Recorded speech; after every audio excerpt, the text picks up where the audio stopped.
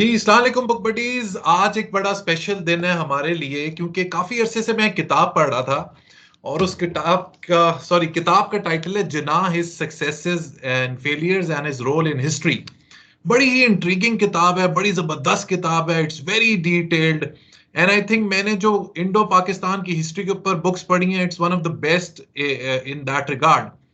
सो आज हमारी खुशकिस्मती है कि आज इस किताब के जो ऑथर हैं professor Ishtiaq Ahmed, he is joining us and it's my privilege and honour to welcome doctor sahab to our discussion today. Dr. Saab is a professor emeritus in Stockholm University. He has been in Sweden since past 50 years. He's a scholar, he's a political scientist, and he's not only a political scientist, but he's very vocal about his understanding, which is very profound in terms of Indo-Pakistan history. So welcome, Dr. Saab, to Book Buddies YouTube channel. Thank you very much for a very generous introduction to me. Thank you, Ji. Looking forward to our discussion. Thank you, बहुत Dr. मेहरबानी Saab. जी। So Dr. Saab, मैं आपको इश्तियाक साहब कहूं, मैं आपको doctor साहब कहूं, क्या आप how do you want? whichever you feel comfortable with. Okay, so Dr. Saab, let's cut to the chase. जी क्योंकि किताब आपने जिन्ना साहब के बारे में लिखी है और बड़ी जी ही डिटेल्ड किताब है। उसमें उसमें हिस्टोरिकल फैक्ट्स एंड फिगर्स हैं, इंडो पाकिस्तान की हिस्ट्री के हवाले से, ब्रिटिश रूल के हवाले से, जिन्ना साहब की पर्सनालिटी के हवाले से। सो आज हम अपना जो रॉन्डवू है इसमें कवर करने की कोशिश करेंगे जिन्ना साहब की पर्सनालिटी की लेयर्स को। How was he as a person? How was he as a politician? How was he as a statesman? And what was his role in history? Of course, जिसके बारे में आपने अपनी किताब में जिक्र भी किया है. So, Dr. Saab, my first question is, all of us in Pakistan know कि Jinnah Saab is the creator of Pakistan. There is unanimous agreement on this fact कि पाकिस्तान की जो क्रिएशन है वो जिन्ना साहब के बगैर पॉसिबल ही नहीं है। लेकिन एक सेगमेंट ऑफ सोसाइटी का वो भी है जो ये कहता है कि Jinnah Saab was perhaps hand in glove with the Britishers. There are a few scholars जैसे कि आयशा जलाल है, उनका तो ये पॉइंट ऑफ व्यू है कि एक्चुअली पाकिस्तान जो क्रिएट किया, उनकी जो किताब है द सोल स्पोक्समैन, उसमें वो उन्होंने इसी थीसिस को प्रमोट किया एज ए हिस्टोरियन कि पाकिस्तान एक्चुअली जिन्ना साहब ने क्रिएट नहीं किया, पाकिस्तान क्रिएट किया नेहरू ने और कांग्रेस ने। सो आपने सर ये जो किताब लिखी है, इसको ऑफ कोर्स हम लोग डिटेल में जाएंगे, but in your point of view, in your perspective, who was Qaid Azam Muhammad Ali Jinnah? Well, Muhammad Ali Jinnah was a born leader. I have granted that. And he had charisma. Uh, when he took up an issue, he pursued it with a relentlessness, a tenacity which is unbelievable. And there are different phases in Muhammad Ali Jinnah's life. There are several lives of Muhammad Ali Jinnah. One, he cut his teeth in politics as a Indian nationalist. Then he got into a personal conflict with Mahatma Gandhi and left the Congress in 1920. Then from 1920 till 1935, 36, 37, I would say, he was trying to uh, assert his leadership over the Muslim community of India. Remembering that he came from a minuscule sect of Islam, the Aga Khani Shias, his becoming the leader of Indian Muslims, he failed to become the leader of all Indians. He thought Gandhi had stonewalled that possibility and taken over from him that leadership. But second, he wanted to be the leader of all Indian Muslims. And most Indian Muslims, 85%, I think, were of Sunni persuasion. So a man from the margins of the Muslim community becoming the leader by 1937 at least of the Indian Muslims is an amazing achievement. So I would grant him full marks insofar as his qualities as a leader are concerned. Second, did Jinnah want Pakistan, or as Aisha Jalal asserts, without providing the evidence and proof? That's the big scandal of her book. जी That बिल्कुल it's a बिल्कुल book. मैंने तो कहा है कि let people have the look at the book and show me anywhere where Madam Jalal has quoted, paraphrased, referred to Jinnah's hundreds, I would say several hundred speeches, which after the 22nd of March 1940 never ever deviate from a fixed goal, and that is the creation of Pakistan. So Aisha Jalal, I think, has gotten away with murder insofar as the requirements of an academic PhD is concerned. How she managed, for me, is a matter of wonderment, I can say. That's the politest way I can put it. But forgetting what she claims and does without any proof and evidence, I totally agree with you what is you said, that Jinnah is the creator, maybe I would say the founder of Pakistan. Although the word creator also would be appropriate for him, because I have shown in my book that Jinnah, once he decided that he wanted the partition of India to create Pakistan, he never ever uh, uh, flinched from it. So, but the question is whether he was hand in glove with the British or not, we can always discuss. But I have put the logic very simply. Jinnah wanted India partition to create Pakistan. The Congress, until the 8th of March 1947, was dead set against any idea of a partitioned India or the creation of Pakistan. So, finally, the question is, could Jinnah get Pakistan simply because he wanted, or somebody else could concede Pakistan to him? That's the big question. The Congress could not.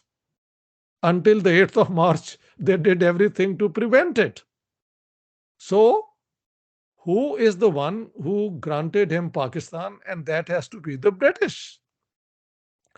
So, my reasoning is fair to Jinnah, but it also shows the nature of the political triangle. In the book, I have gone through the triangle that the ruling hegemon was were the British, and they didn't want to leave India, by the way.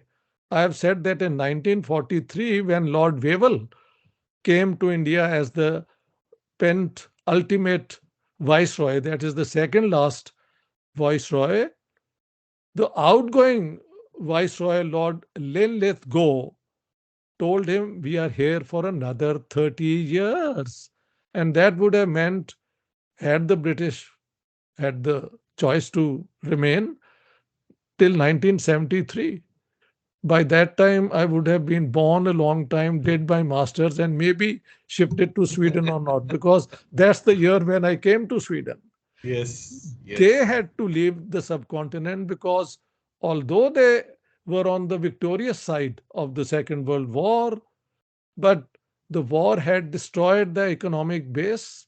They were living on rations, and the Americans were the rising power in the West, who wanted the British to transfer power to Indians and leave the subcontinent. And that pressure, Churchill tried to withstand and oppose, but he lost the election in July 1945. The incoming government of the Labour Party was even more under pressure because they didn't have the stature of Churchill. So, American pressure, the inability of the British to carry on, it would have been financially untenable for the British to rule India anymore. But in while uh, transferring power, it is only the British who could decide to leave India united as the Congress wanted, or to leave India divided as Jinnah Sahib wanted. In the end, they decided to partition India, but give Jinnah not the Pakistan he wanted. That's one of the major things I take up in the book. They didn't reward him for being loyal during the Second World War, whereas the Congress betrayed them according to the British way of thinking. During the Second World War, when Britain needed all the support from India, the Congress dished them, saying, "You transfer power to us, then we will play our role." Intellectually, a sound position, but politically, a disastrous one. And that's when Jinnah got the space to move in. And Lilith Go is on record saying that I had a personal interest in promoting Mr. Jinnah, because had Jinnah and the Congress joined hands, perhaps we would have been forced out of India. And what does Jinnah says? Jinnah says, up until now, it was Mr. Gandhi, Mr. Gandhi, Mr. Gandhi. But now they are turning to me. So both agree that they needed one another to establish an alliance, which finally gave Pakistan to Jinnah, but on British conditions. They agreed that if India is to be partitioned on the basis of religion, then the two provinces of Punjab and Bengal should also have that opportunity. That argument was unassailable. It was only logical. And so Punjab and Bengal were partitioned. I've given the details how this happened. So I think I've given you a long answer to your very, poignant question. Yeah. Sir I appreciate. अच्छा sir, हम अपनी communication को, जो हमारा discussion है, उसको Urdu English mix रखेंगे, क्योंकि ऑडियंस फिर वो जो है दोनों तरफ से देखे. वो आपने अंग्रेजी में किया था तो इसलिए मुझे करना पड़ा. That's okay. अच्छा सर, मैं ना, because Ayesha Jalal is not here, so I want to be the devil's advocate. हाँ, राइट, ठीक है, फाइन. अच्छा सर, आपने लॉर्ड लिनलिथ गो का जिक्र किया. यही लॉर्ड लिनलिथ गो थे जिन्होंने कायदे आजम के बारे में ये कहा, and I say verbatim, he said that Jinnah is more Congress than the Congress. Right. So इसी से डफटेल करता हूं दूसरा सवाल कि आयशा जलाल का नहीं, ये देखे ना, आपने मुझे बता तो दी है जी, इसका सोर्स कहाँ है, कहाँ सर आपने कहा इसका सोर्स मैं आपको बताता हूं. हाँ जी, ये एग्जैक्ट ये सर किताब है जसवंत सिंह की. अरे जसवंत सिंह जिन्ना इंडिया पार्टीशन इंडिपेंडेंस. नो, जिन्ना देखो, जसवंत तो कोई स्कॉलर नहीं है. उन्होंने आयशा जलाल की बात पढ़ी, किसी की ये सुन ली. इट्स ऑल हेयर से बुक. उस किताब का कोई एकेडमिक अथॉरिटेटिव मेरिट नहीं है. मैंने तो उसे विद रिस्पेक्ट, क्योंकि he was a senior BJP leader और उसकी पोजीशन थी, तब इंक्लूड किया है. But he didn't deserve to be in my book actually. उनकी सारी एलिगेशन जो हैं वो थर्ड रेट लेवल पे हैं. इवन नेहरू रिपोर्ट और ये सारी के, वो तो बीजेपी के एंगल से लिख रहे थे. टू जो उनका है कि कांग्रेस को हमने रिस्पॉन्सिबल करना है for the partition, and in doing so it didn't really matter अगर जिन्ना को प्रेस कर दें. लिनलिथ गो ने अगर कहा है तो I need to know the context. मैंने तो जो दिया आई कैन प्रोवाइड यू. इसके बाद सब भेज दूंगा. बिल्कुल ठीक है, बिल्कुल ठीक है. अच्छा सर, हम इसके जसवंत सिंह के कमेंट को अगर डिस्काउंट भी कर दें. इनफैक्ट आपने अपना जो किताब है जिन्ना में, उसमें आपकी एक लाइन बड़ी जबरदस्त मुझे लगी. इनिशियली आपने लिखी है, and I quote in your book, जहां पे आपने लिखा है कि जिन्ना की जो स्टेजेस थी as a politician, as an individual.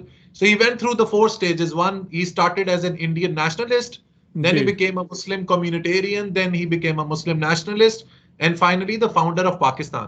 Right. So sir, सवाल ये है कि for the longest time, और पाकिस्तानियों को ये पता भी नहीं, अक्सर मैं बात करता हूं कि he was the biggest advocate of Hindu-Muslim unity. So अब मेरा सवाल ये, again dovetailing this to the book Soul Spokesman जो आयशा जलाल ने लिखी है, वो ये कहती हैं कि he used his demand for Pakistan as a bargaining chip.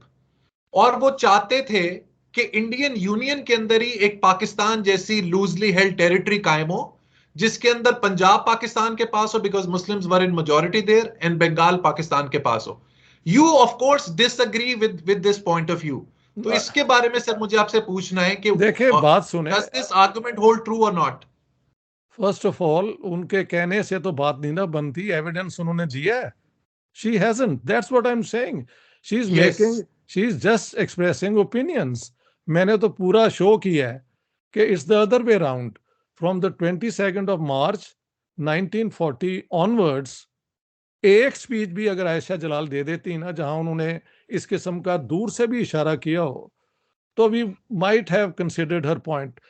Here is a book which says the sole spokesman, Jinnah, the demand for Pakistan and partition. और उस किताब के अंदर स्पोक्समैन ने क्या स्पीक किया वो किताब में कहीं फिगर ही नहीं करता। तो आप ओपिनियन की बात कर रहे हैं ना, उनकी ओपिनियन है। आई have given you all the counter evidence जहां पे बिल्कुल इसके बरक्स है। आप ये अच्छा बात सर, करें ना, या तो जो सर मैंने एविडेंस दिया है उसको क्वेश्चन करें, और जी दूसरी बात है मुझे ये बताएं कि कहाँ उन्होंने एविडेंस दिया है, तब तो मजा आता है। और जी आयशा जलाल को आप लेके आ जाएं, लेट्स हैव। मैंने कोई 10 दफा ऑफर किया है कि she is welcome to have a discussion with me, she walked away by saying कि ही या is a political scientist and I will not entertain it talking to him. The reason is because she has gotten away with a scandal in academia. That's the reason.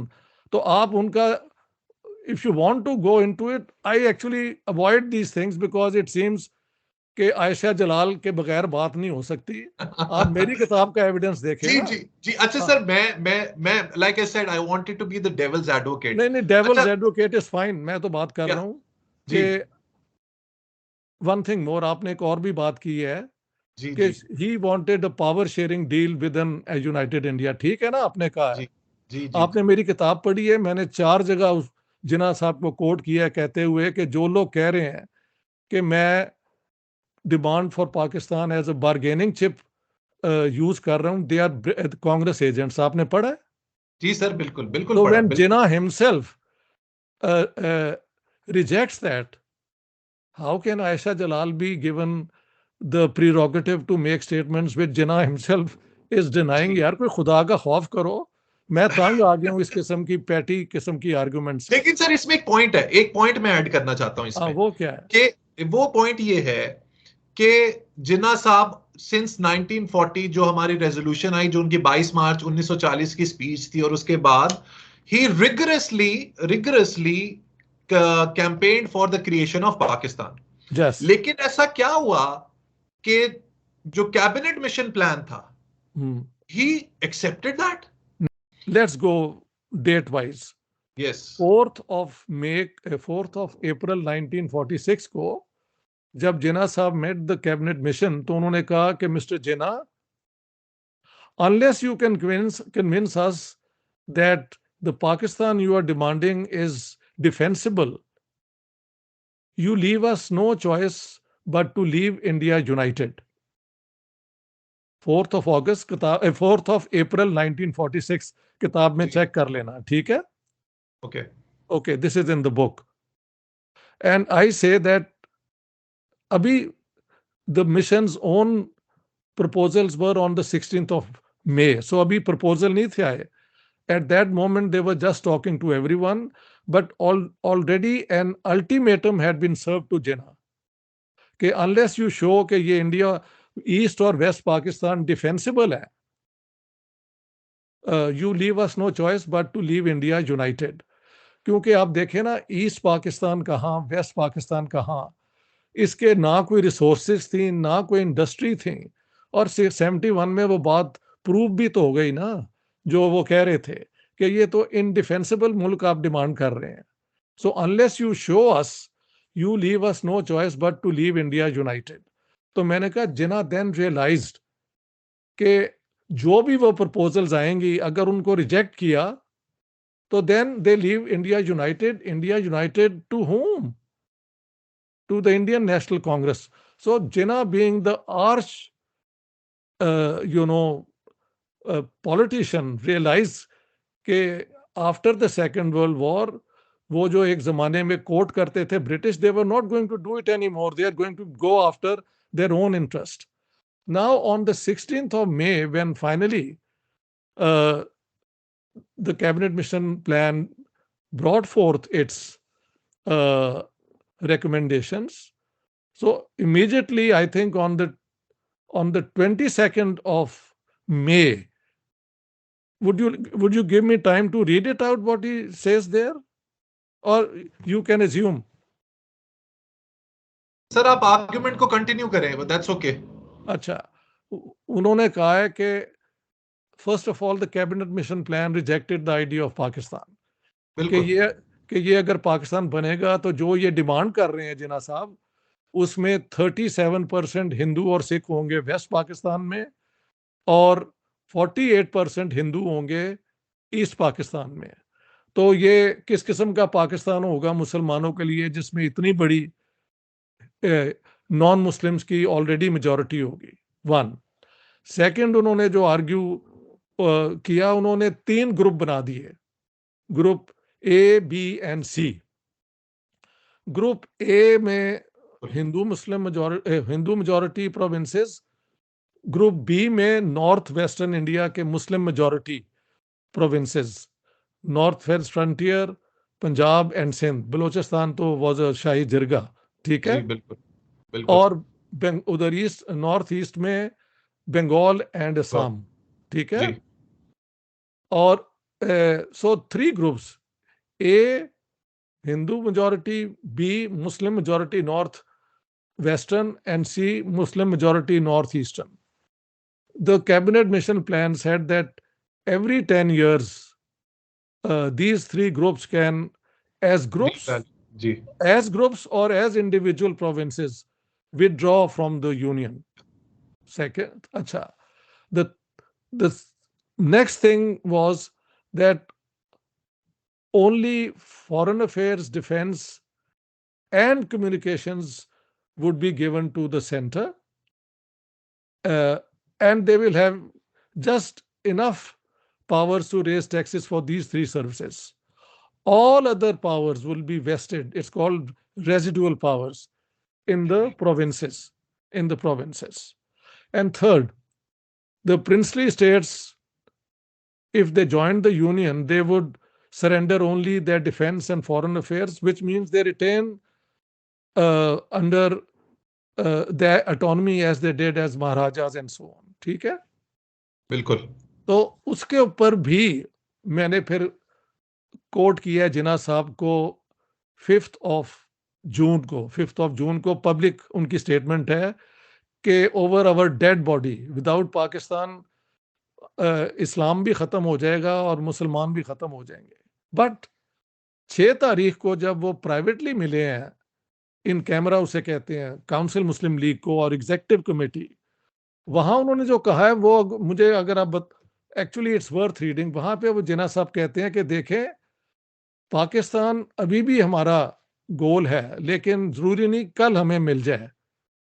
इसके अंदर cabinet mission plan, मेरी बात आप मान लें, इसको accept कर लें, क्योंकि इसके अंदर हर 10 साल बाद यहां से विड्रॉ करने का है, और जितने भी हमारे पास अपॉर्चुनिटीज होंगी we will use to ensure कि वी गेट पाकिस्तान। तो वहां पे उन्होंने कहीं नहीं कहा कि ये कैबिनेट मिशन प्लान को हम एक्सेप्ट करते हैं, इट्स अ कंडीशनल एक्सेप्टेंस। उसके बाद 25 जून को in the morning the Congress says के क्योंकि इसके अंदर सेंटर के पास कोई इफेक्टिव पावर्स नहीं है, no self respecting government of the magnitude of India can function with such limited powers. Therefore, we reject it. But we will go to the Constituent Assembly, 2 चीजें थी, to make a constitution for free India. जिन्ना साहब ने फिर और मुस्लिम league ने शाम को कहा कि we accept the cabinet mission plan, we will join the interim government, but we will not go to the Constituent Assembly. तो वो भी conditional acceptance है to make a constitution for united India until the 3 groups frame their constitutions in which this is included, that every 10 years they have a right to withdraw from it.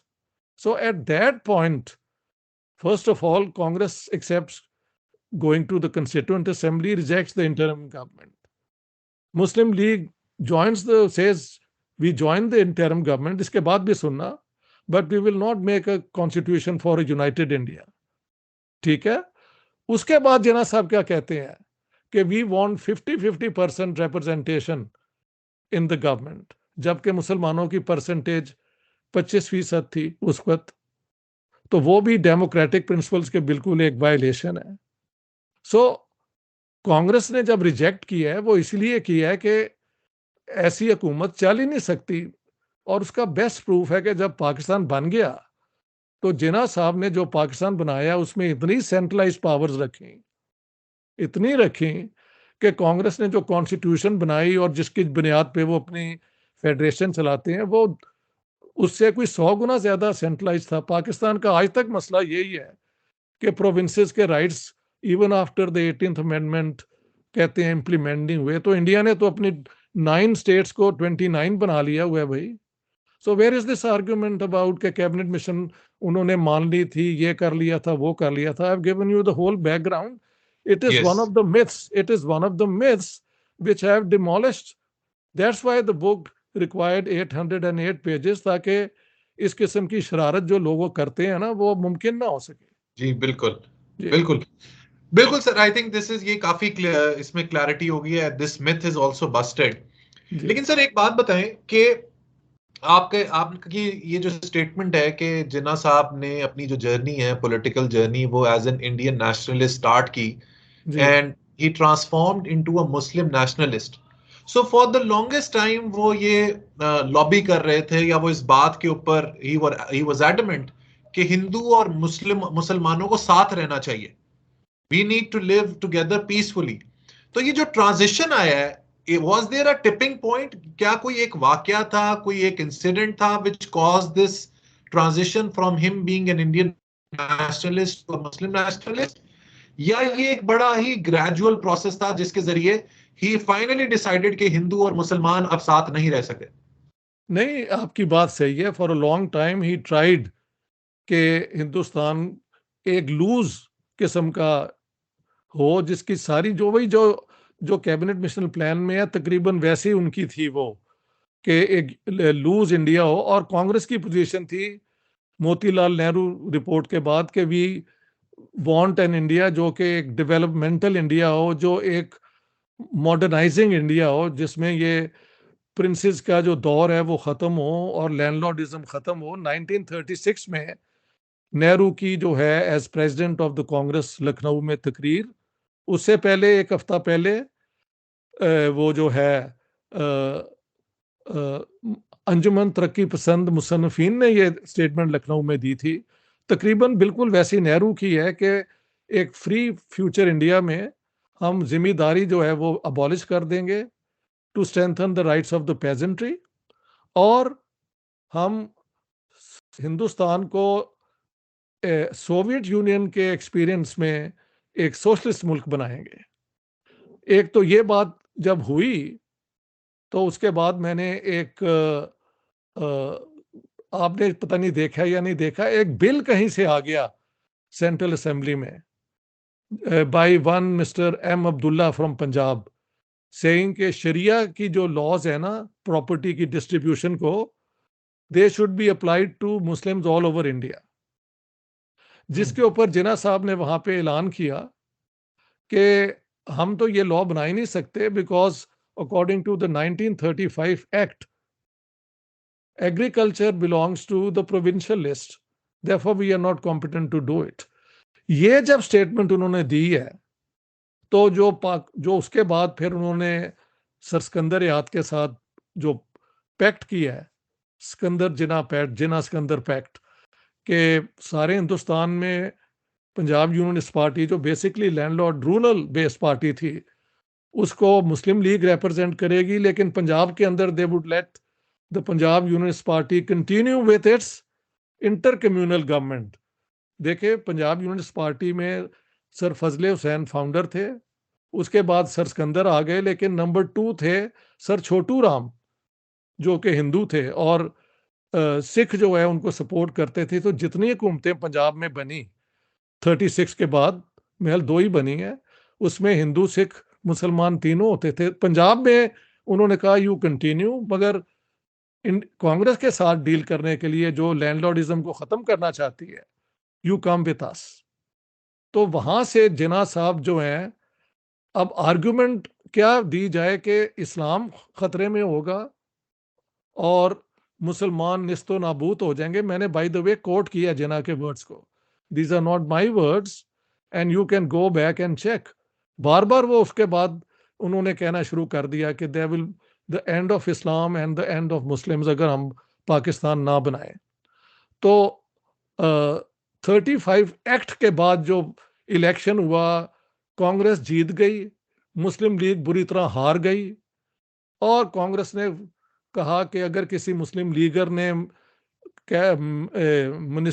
Ministership के लिए apply करना है तो पहले मुस्लिम league छोड़ें और Congress join करें, वरना they will not be given that role.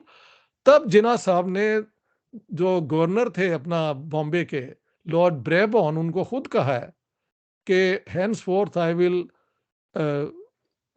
arouse Muslims opposition to India remaining united under Hindu Congress. ये उनकी पोजीशन है।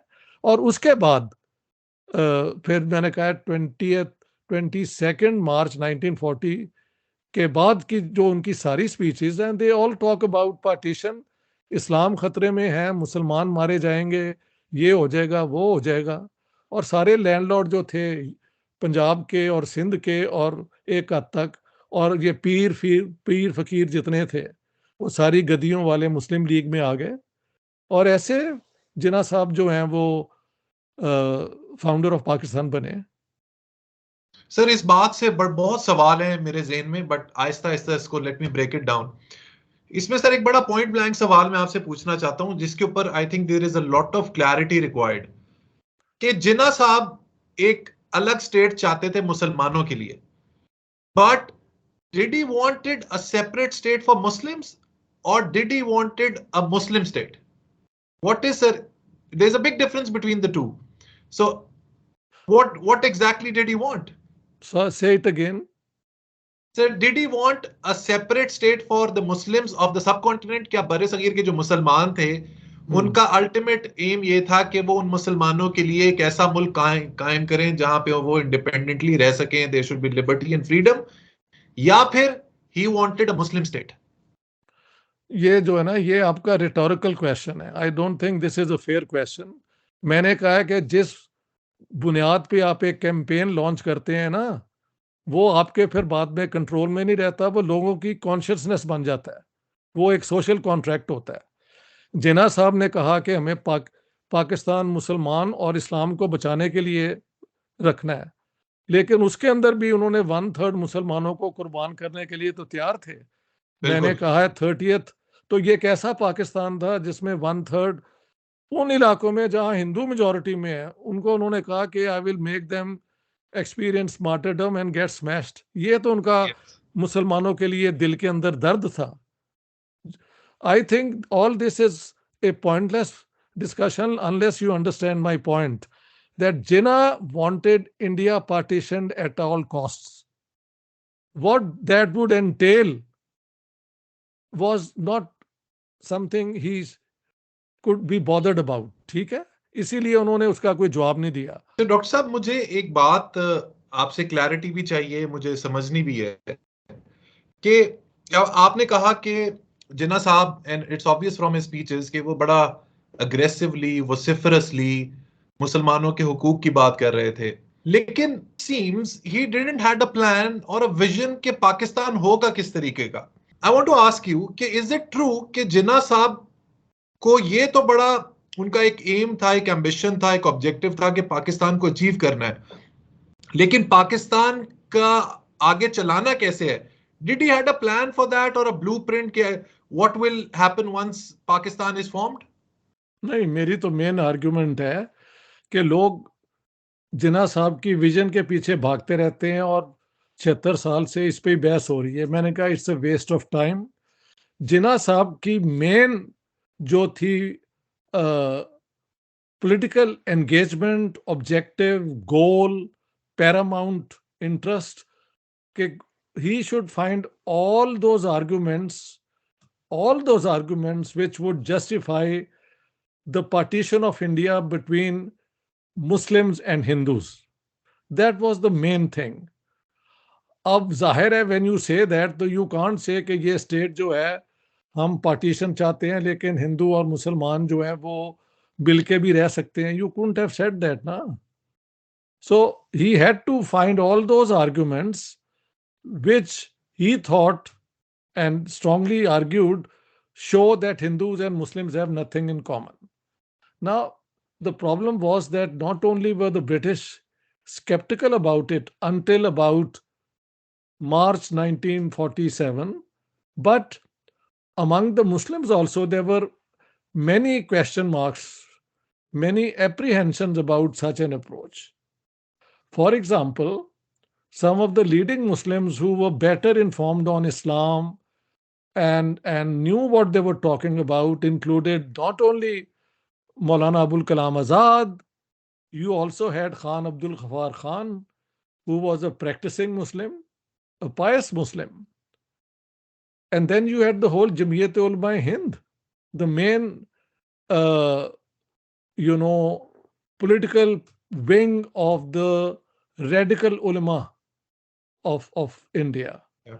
Then you had leaders like Khan Bahadur Allah Baksh Sumru in Sindh, vehemently opposing the idea of partition and the dichotomy Jinnah drew between Hindus and Muslims, saying that this is a country in which we all have a common homeland and we have to work together for its freedom. Even Maulana And then- Maududi as well. Maulana Maududi, I think, can be mentioned, but Maududi's rise as a political leader is post-Pakistan. In 1941, he was based in Pathankot, a small town far away from Yeah. Lahore, Haji, and the Jamaat-e-Islami was founded in 1938, but it had only a handful of people among its members. So the real party was the Jamiyat Ulama Hind. Then in Punjab, there was Majlis-e-Ahrar, which was also radical ulama, and the Khaksar movement, a militant Muslim organization. All three were opposed to the partition of India on the basis of religion. Their argument was that the message of Islam is universal.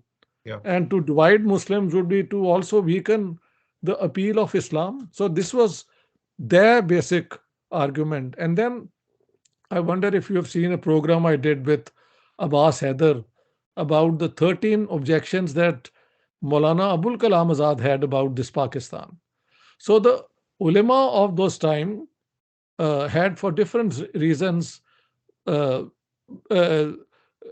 had opposed this demand. It's only Jinnah's genius that when he came to northwestern India, he realized that the Deobandis have no real influence here, maybe in the northwest frontier province, yes, but in Punjab and Sindh, it was the Barelvi ulama and the Gaddi Nasheens, पीर फकीर जो थे अपना उनकी गद्दियों के जो shrine के जो साहब वो क्या कहते हैं बखदूम्स और ये और वो.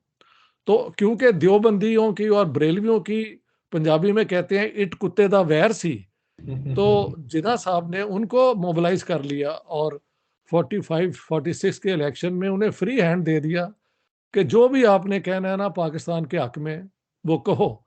तो उन बेचारों के पास या उनके पास तो यही था कि रसूल अल्लाह और खुलफाए राशिदीन का जो एक अजीम ज़माना है हम वापस लेके आएंगे. और फिर जो कम्युनिस्ट आ गए थे इस जमात में, उन्होंने क्लास क्वेश्चंस भी ले आए जो कि हमारे कम्युनिस्ट जो पाकिस्तान के हैं उसके लिए बड़ी एक अपोलोजेटिक आर्गुमेंट और ट्विस्ट करते हैं. But this was a major disaster. उनको कहा कि तुम मुस्लिम लीग में आ जाओ और कोशिश करो कि पाकिस्तान जो है वो एक लेफ्ट की तरफ जाए. वो दूसरी बात है, पाकिस्तान बनने से पहले ही जिन्ना साहब ने पाकिस्तान को वेस्टर्न मिलिट्री अलायंसेस के लिए मार्केट करना शुरू कर दिया था. But that's a different story. If you come to that I can respond to it. So Jinnah Saab's main concern was to have India partitioned. And what did it mean? It meant you had to win over all the skeptical Muslims or Muslims who had. तो उन्होंने फिर हर किस्म का वादा किया, ये बरेलवियों को ये खुली छुट्टी दे दी, देवबंद के चंद आलमी जो थे, आलम जो थे, क्या कहते हैं यार, जिन्होंने वो लिखी है बेहश्ती जेवर, क्या नाम था उनका, मौलाना whatever, Ashraf but Thanvi, Ashraf Thanvi, although he died in 44, लेकिन शबीर अहमद उस्मानी और एक दो और जो हैं, ये टूट के देवबंद से पाकिस्तान के साथ आ गए।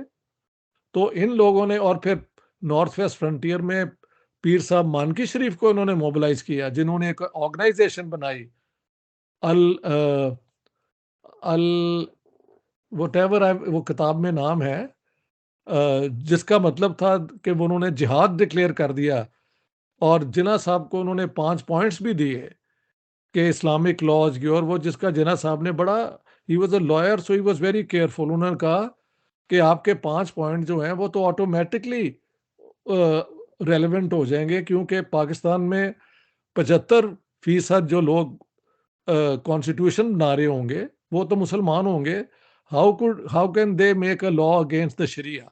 तो इस तरीके से उनको भी साथ मिला लिया।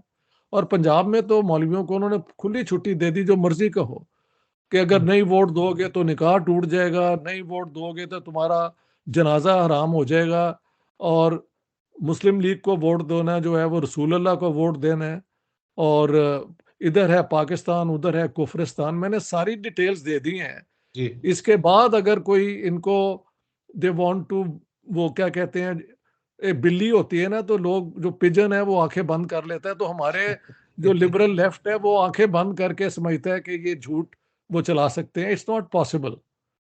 जी। So that's it. Jinnah तो इस Saab's main ji main concern was to have India partitioned, या even balkanized, because जैसे मैंने बताया, जनवरी 1940 में जिन्ना साहब के घर मिले डॉक्टर अंबेडकर और जो सुभाष द्राविडियन चंद्र, लीडर थे साउथ के, मिस्टर पेरियार। और वो फोटो भी आप गूगल अगर करें तो देख लें, तीनों की पिक्चर भी है। और खबर यही थी कि शायद ये तीनों मिलके एक ऑल्टरनेटिव पार्टी कांग्रेस की टक्कर की बना लें, मगर 4 दिन के बाद वो फेल हो गई। और उसके बाद पेरियार का बयान मैंने दिया है कि Jinnah sahab didn't show any interest in joining ranks. All he said to us was कि तुम द्रविड़स्तान डिमांड करो, मैं तुम्हें सपोर्ट करूंगा। और डॉक्टर अंबेडकर को कहा कि तुम जो भी डिमांड करोगे आई विल सपोर्ट यू। और अंबेडकर ने फिर पहली दफा, पहले तो वो हिंदुइज्म का तो उसने खासा किताबें लिखी हैं कास्ट सिस्टम के खिलाफ और हिंदुइज्म के खिलाफ। फिर जब मुसलमानों पे वो आया तो वहां पे डॉक्टर अंबेडकर ने कहा, the brotherhood of Islam is not the brotherhood of man, it is the brotherhood of believers. यानी जिन्होंने हमें अपना साथी नहीं बनाया एक ऐसी जमात बनाने के लिए। तो दोनों जो हैं, देवर they felt let down and they went away. तो जिन्ना साहब ना सिर्फ पार्टीशन चाहते थे बल्कि हिंदुस्तान के टुकड़े अगर हो जाएं तो उसके भी वो हक में थे।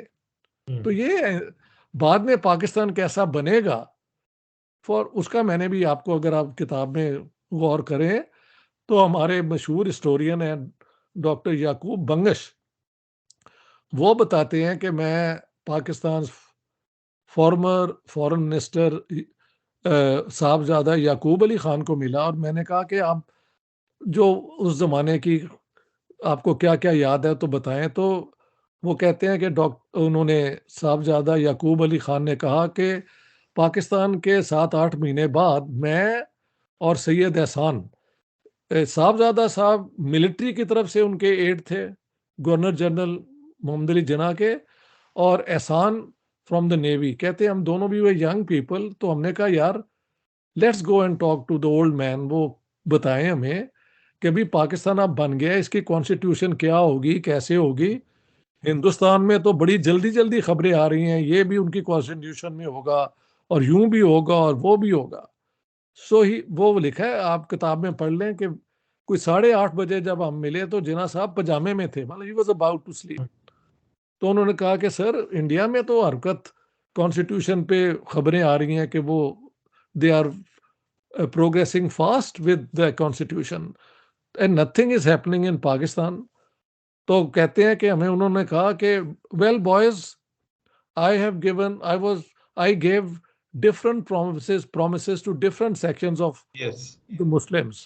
बिल्कुल। So it will take time before those differences are sorted out, and I leave it to the Constituent Assembly of Pakistan to frame yes, the. वो मैंने आपने अगर पढ़ लिया है जी जी तो जी। मेरे ख्याल इसके बाद ये सारा सवाल जो है उनके अपने बयान से जाहिर हो जाता है।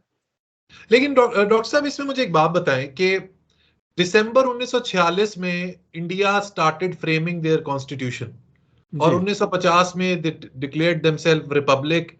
मैंने भी रिसेंटली एक वीडियो भी बनाई थी कि टेक कंपनीज, जो दुनिया में बड़ी बड़ी टेक कंपनीज हैं, उनके सीईओज इंडियंस क्यों होते हैं? There is a complete chain of events that I give, and one of the reasons is कि वो मुल्क बहुत जल्दी ट्रैक पर चढ़ गया, उनको पता लग गया कि where they have to go. इसी तरह जी नेहरू साहब ने वहां पे यूनिवर्सिटीज बनानी शुरू की, आईआईटीज बने, आईआईएम्स बने, और 30 से 40 सालों में उसके रिजल्ट आने शुरू हो गए। मेरा सवाल ये डॉक्टर साहब कि जिन्ना साहब क्रिएटर ऑफ पाकिस्तान तो हैं, but can he be called a statesman as well? actually he was the antithesis of being a statesman. Hmm. First of all, let me now put this in a perspective, in a context. This is a very interesting statement. On the one hand, you have Mahatma Gandhi, father of the nation. On this hand, you have Quaid-e-Azam Muhammad Ali Jinnah, founder of Pakistan. The man who fought for the struggle of a free India decides not to take any public office.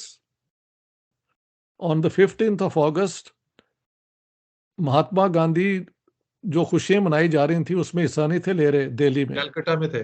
वो कैलकाटा में जहां मुसलमानों पे हमला होने की खबर थी उनके साथ बैठे हुए थे बिल्कुल, और हजारों मुसलमानों की जानें बचा ली। बिल्कुल ऐसे ही है। जिन्ना साहब जो हैं, चलो अब एक तो मैंने बताया इधर जिन्ना साहब, he decides to become the Governor General of Pakistan, Yeah, not the Prime Minister. not the prime In minister. doing so, he strengthened the vice-regal system जो वाइसरॉयस का चल रहा था कि it's not the representative of the people जो होता है elected prime minister, but the representative of the crown who has the real powers. ठीक है? तो ये एक ऐसी स्टेट्समैन वाली डिसीजन थी कि पाकिस्तान को अगर जमहूरियत बनाना चाहते थे तो फिर प्राइम मिनिस्टर बनते, लेकिन जिन्ना साहब इसलिए प्राइम मिनिस्टर नहीं थे बनना चाहते because he was very fond of ceremony. आपको पता है उनके अपने घर में, मैंने इस खबर को ज्यादा नहीं दिया, उन्होंने अपने जो नौकर नूकर थे वो खास बैंड बूंड बना के, कपड़े जो होते हैं वो एक अंग्रेजों के नहीं होते सर्व करने वाले, वो जी जी। रखते थे। और वो जब अपना डिनर डुनर करते थे तो like an old English lord he would do it. तो now as governor general he wanted all that ceremony for himself. एक और बात, वॉलपोर्ट की किताब में मुझे एक दोस्त ने पॉइंट आउट किया, अगली एडिशन में ये भी आ जाएगा कि पाकिस्तान को जो पैसे मिले थे ना हैदराबाद 750 के, मिलियन। नहीं वो उसको छोड़ दें, जो हैदराबाद ने एक गिफ्ट दिए थे, अच्छा, okay.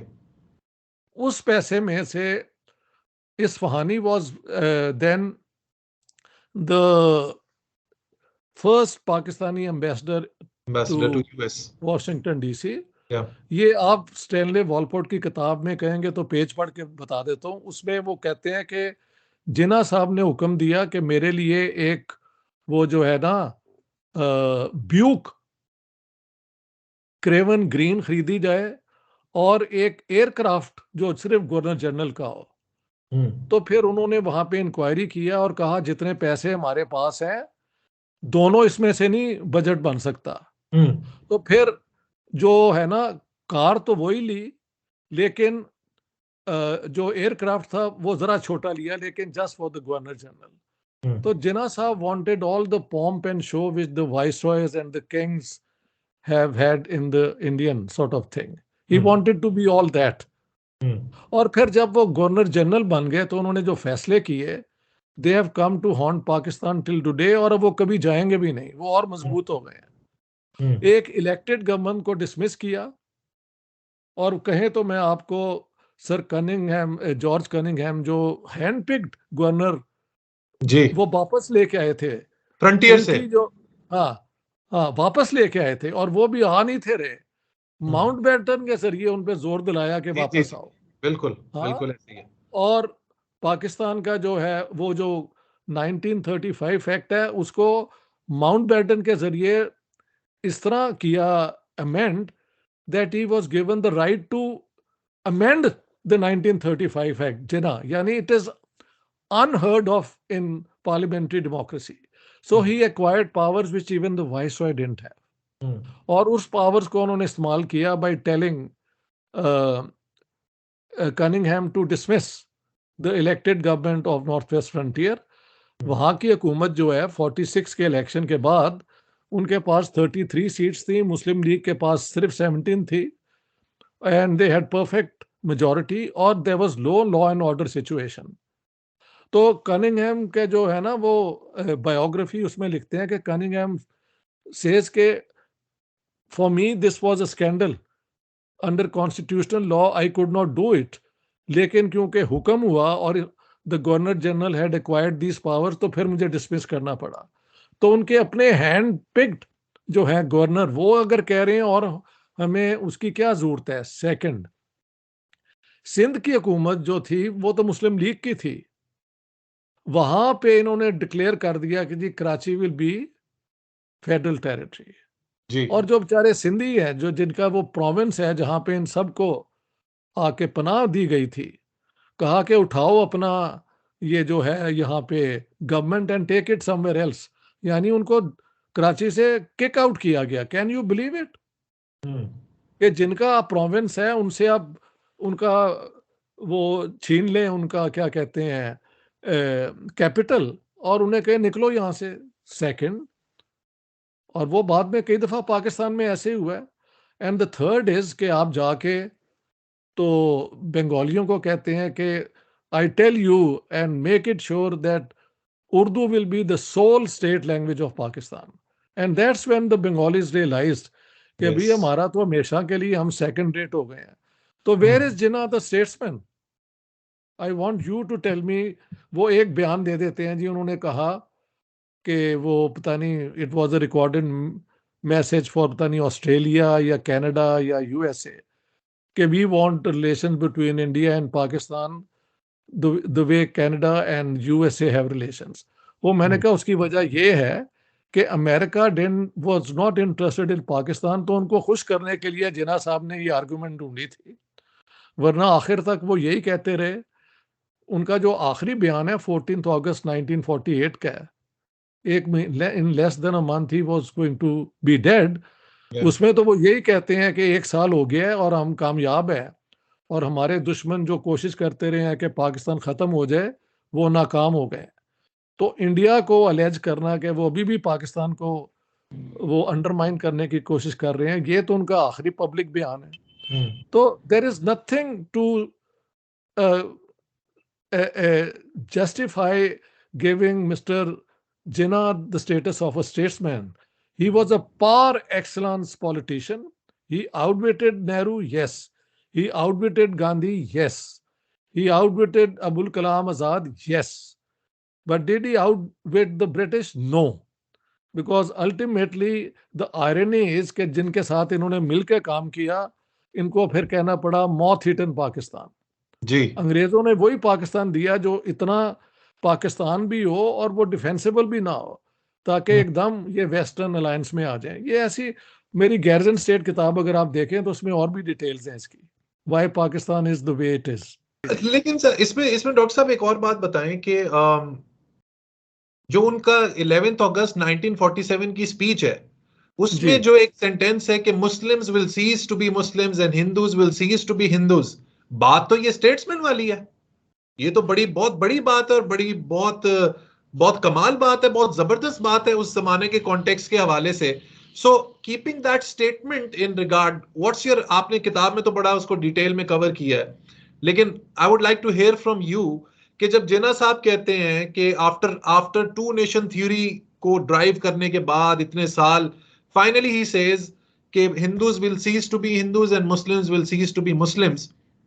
So what does he mean? अक्सर लोग कहते हैं कि जिन्ना साहब की ये जो स्टेटमेंट है, it's a demise, it's the death of the two nation theory.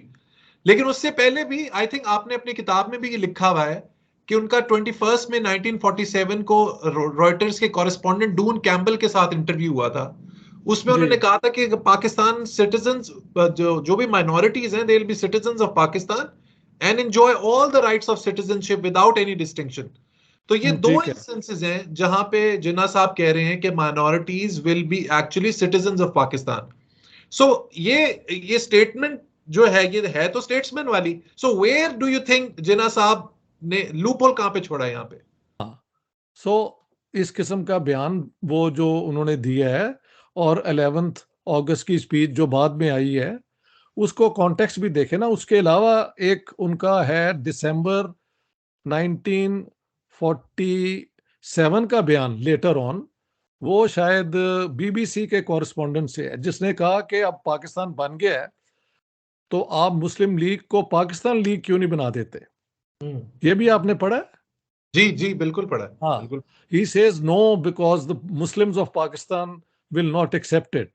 जी बिल्कुल, बिल्कुल ये ऐसे ही। आपने, लिहाजा आपकी जी वो जी बयान याद आ गया ना। ये मेरे जी। साथ nobody can get away with me by quoting here and there. नहीं नहीं सर, वो बात ठीक है, लेकिन सर अच्छा, एक इस और आ जाए। अब जी जी 11 जी 11 11 अगस्त वाली आ जाए। जी 11 के बाद आता है 12 और 13, 14 को पाकिस्तान बना है ना। जी 11th August speech is when he was elected president of the Constituent Assembly of Pakistan. बिल्कुल लेकिन the Constituent Assembly of Pakistan was inaugurated on the 14th of August, not on the 11th. या बिल्कुल ठीक है ठीक ना, है, समझ आ गई बात को? बिल्कुल बिल्कुल ठीक है। वहां पे when Mountbatten gets up to toast to the future of Pakistan, तो वो कहते हैं कि भाई आपका अपना मुल्क बन गया, मुसलमानों में बहुत बहुत अजीम ये लीडर हुए हैं, जिस तरह एम्परर अकबर। तो Jinnah sahab gets up and says, and I have quoted, yes, कि कि हमारे हुजूर पाक, उन्होंने हुजूर। कहा कि बात सुने कि अकबर ठीक है, लेकिन हमारा आइडियल जो है वो होली प्रॉफिट मोहम्मद है, यस जिन्होंने सबसे पहले जूस को और क्रिश्चियंस को डिफीट किया और फिर उन्हें बड़ा अच्छी तरह ट्रीट किया। यानी मिसा के मदीना किया। हाँ, असल में वहां भी जिन्ना साहब की इस्लाम उसलूम पे होल्ड पता नहीं कितना था नहीं था किया, क्योंकि ये मिसाक मदीना से पहले ना यहूदियों को ना क्रिश्चियंस को डिफीट किया गया था। वो तो उस जमाने में ये भाग के आए थे मक्के में और मदीने में, जब पनाह मिली तो तब विदाउट अ वॉर बल्कि सारे उसके अंदर बने थे। तो जिन्ना की जो स्पीच है वही बेसिकली इस्लामिक हिस्ट्री की उनकी वीक ग्राफ्स की इंडिकेशन है, मगर ये हो जाता है लेकिन उसको मेमोरी सर का। अगर हम एसेंस में देख लें, अगर हम एसेंस में जी देख लें कि what he wanted to communicate was कि अब जो है हम दोनों भाई भाइयों की तरह, दोनों कौमें, चाहे वो हिंदू हैं या जो भी माइनॉरिटीज हैं, इन एसेंस मिसाके मदीना का भी ये एसेंस था दैट देयर इज ब्रदरहुड, और इसका भी यही एसेंस है। नहीं, उसका सिर्फ ये था कि फॉरेन अग्रेशन होगी। ना नो नो नो, मिसाक मदीना में तो पूरा है कि all decisions applicable to the members will be decided by the tribes, and the ultimate decisions about the law would be in the hands of the prophet. So they were not equal. The non-Muslims were not given equal status. They were even only given the right to live according to their own belief and have their businesses. The state was to be under Muslims. ये वाली बात है ना। बल्कि इस जी पे जब argument हुआ है बिटवीन मौलाना हुसैन अहमद मदनी देवबंद के और अशरफ अली थानवी, तो थानवी ने कहा है कि हाँ, गैर मुसलमानों के साथ हो सकता है, लेकिन वो मातहत होंगे मुसलमानों के। मिसाक मदीना की वो इंटरप्रिटेशन करते हैं और वही दुरुस्त है एक्चुअली। समझ गए आप? सो ठीक है। खैर, हम कहते हैं कि उन्होंने 11 अगस्त को कहा, 14 को जब ये कह दिया कि डिफीट करके तो विल बी ट्रीटेड वेल, तो मतलब क्या है कि मुस्लिम state will treat the non-Muslims in a fair manner and give them all the rights, short जी of जो कि इस्लामिक स्टेट में वो नहीं कर सकते। दे can't B part of the law making, they can't be head of the Head of the state. Commander in chief इस 2-3 positions के अलावा। तो वही 56 की कॉन्स्टिट्यूशन जो है वो उसी पे तो बेस्ड थी ना, जी और ऑब्जेक्टिव रेजोल्यूशन भी उसी पे बेस्ड है। लोग कहते हैं जी 11 अगस्त की स्पीच के बाद ओ ऑब्जेक्टिव रेजोल्यूशन, मैंने कहा they are the objective revolution stems from Jinnah's whole position on Pakistan. It's very much compatible with the whole idea of Pakistan. तो मुसलमान तो ये कहते हैं कि वेस्टर्न लोगों ने क्या माइनॉरिटीज को अच्छा सलूक दिया है, हमने सबसे बेहतर दिया है। तो मुसलमानों की स्टेट में treating non Muslims well can be an Islamic ideal. Jinnah साहब इस तरह बात कर रहे थे, लेकिन सेकुलरिज्म का तो उन्होंने मजाक ही उड़ाया है ना। 2-3 बयान है, मैंने अपनी किताब में वो उनका शायद जिक्र भी किया है, लेकिन और किताबों में भी है। उन्होंने कहा है कि व्हाट अबाउट इंडिया, तो वो कहते हैं वो वाली सेकुलरिज्म जो पंडितों की है, मतलब इस किस्म की बातें उन्होंने सेकुलरिज्म को रिडिक्यूल किया है। और एक और बात है 19 मार्च 1944 को लाहौर में, ये कम्युनिस्टों के लिए खास तौर पे अंडरलाइन कर लें, उन्होंने कहा you communist hands of, hands of, hands off you communists. Do you think we are stupid? Perhaps there is a grain of truth, but I warn you, we have our own crescent flag and Islamic ideology. We do not need any yellow or redism. ये यार पढ़ लो उसका। ये जिन्ना साहब ने कह दिया कि इस्लामिक आइडियोलॉजी हमारी है, हमें किसी और इज्म की जरूरत नहीं है। तो कहाँ सेकुलरिज्म इनके पास है जिन्ना साहब के पास? जिन्ना साहब ने अपनी बेटी ने जिसने शादी कर ली एक, हाँ, उसको डिसइनहेरिट भी कर दिया। क्यों किया?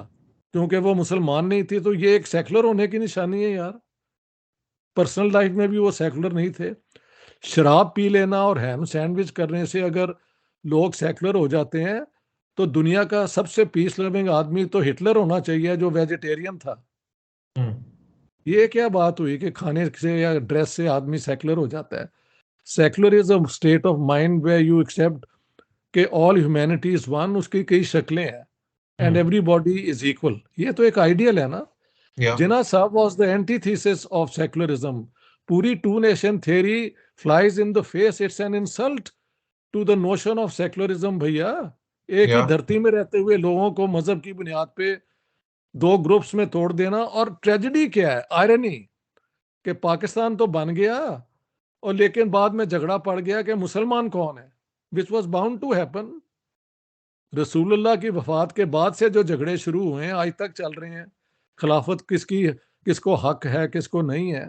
तो it was all A fake homogeneity about Muslim that he was expressing. Congress ने उस पर हमला इसलिए नहीं किया।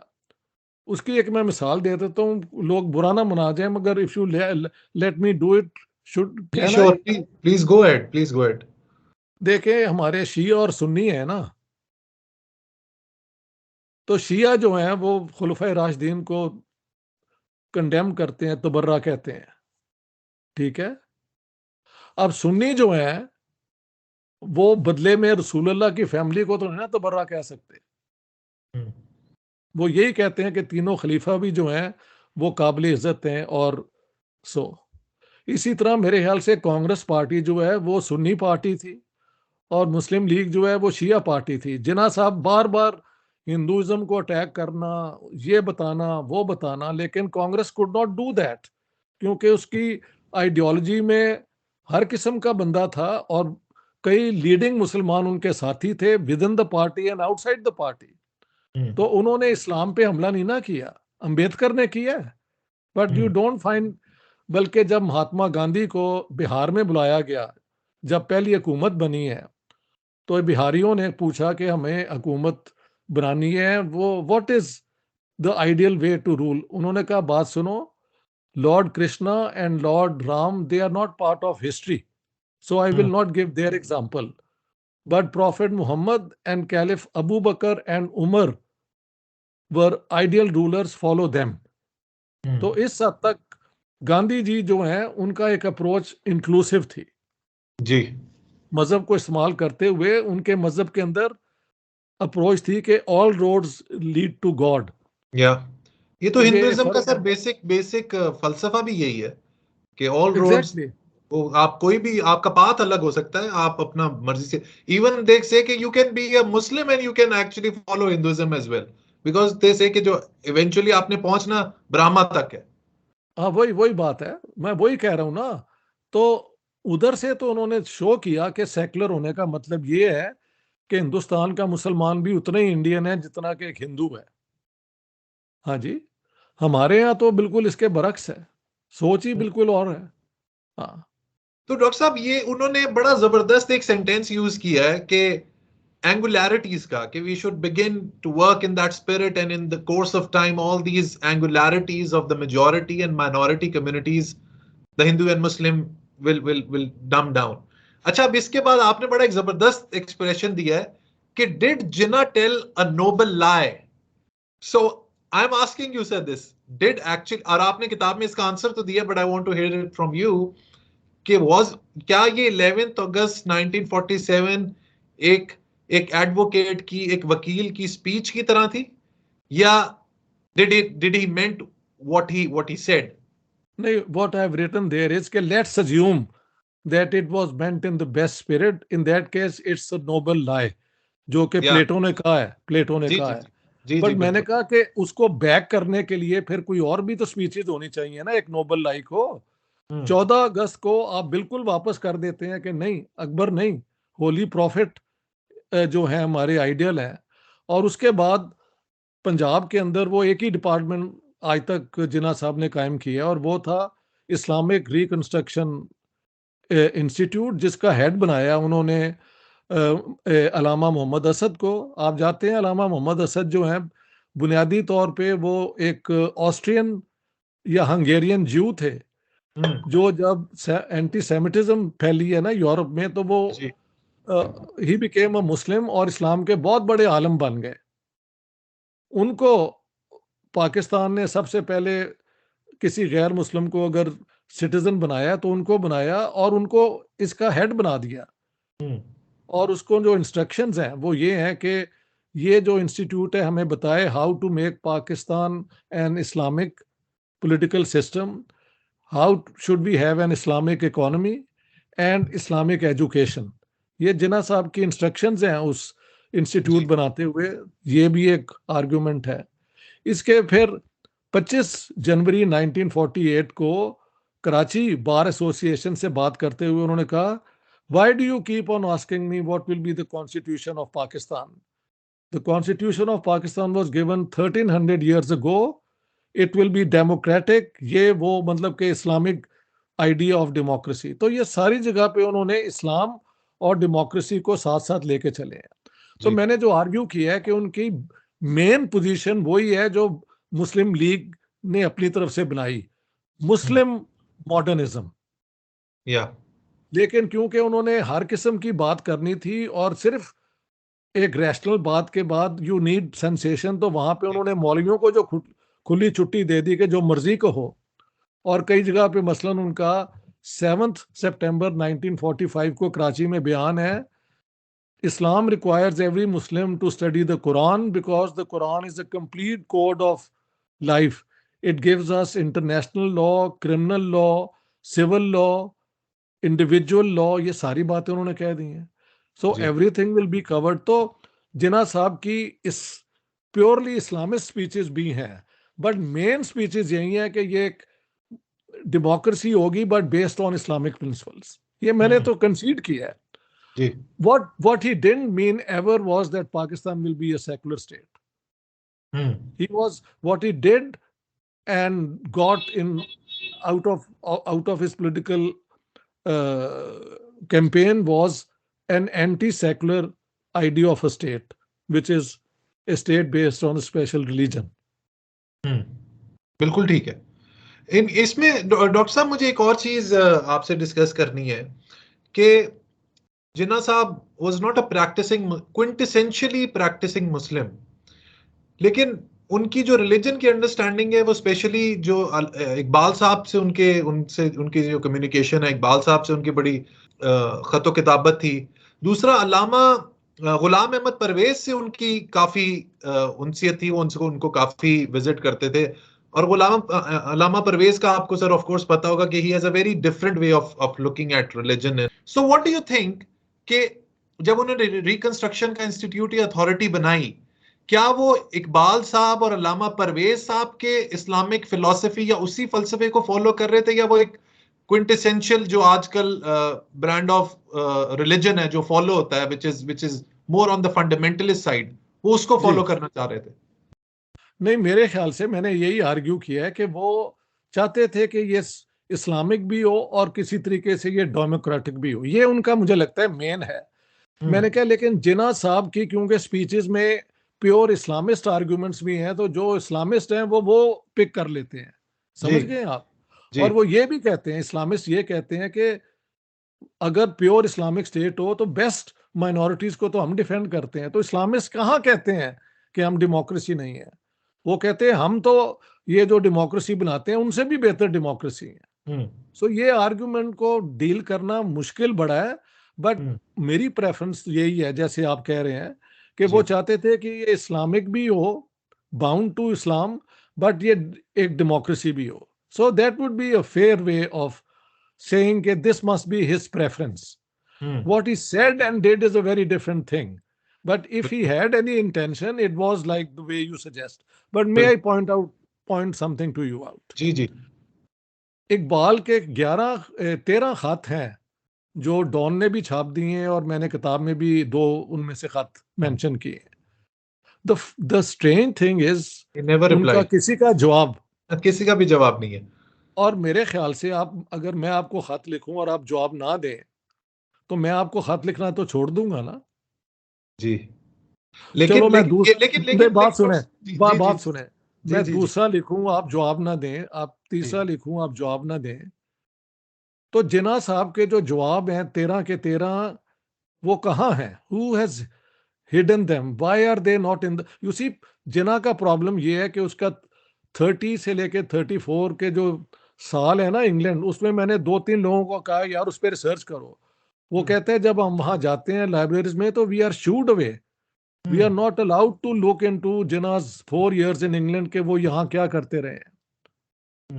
व्हाट डू तो यू थिंक इसी इज द तरह रीजन डॉक्टर साहब इसके पीछे, ये 4 साल जो? उसमें भाई he came back, I think given a mission कि तुमने इंडिया को पार्टीशन, तो तुमने कांग्रेस को कन्फ्रंट करना है। अल्टीमेट फाइनल जो अंग्रेज चाहते थे वो मैंने उस पर भी बात कर लेंगे आज ही, जी। लेकिन वो कांग्रेस के जो थ्रेट था उसको न्यूट्रलाइज करने के लिए they thought Jinnah would be the right man.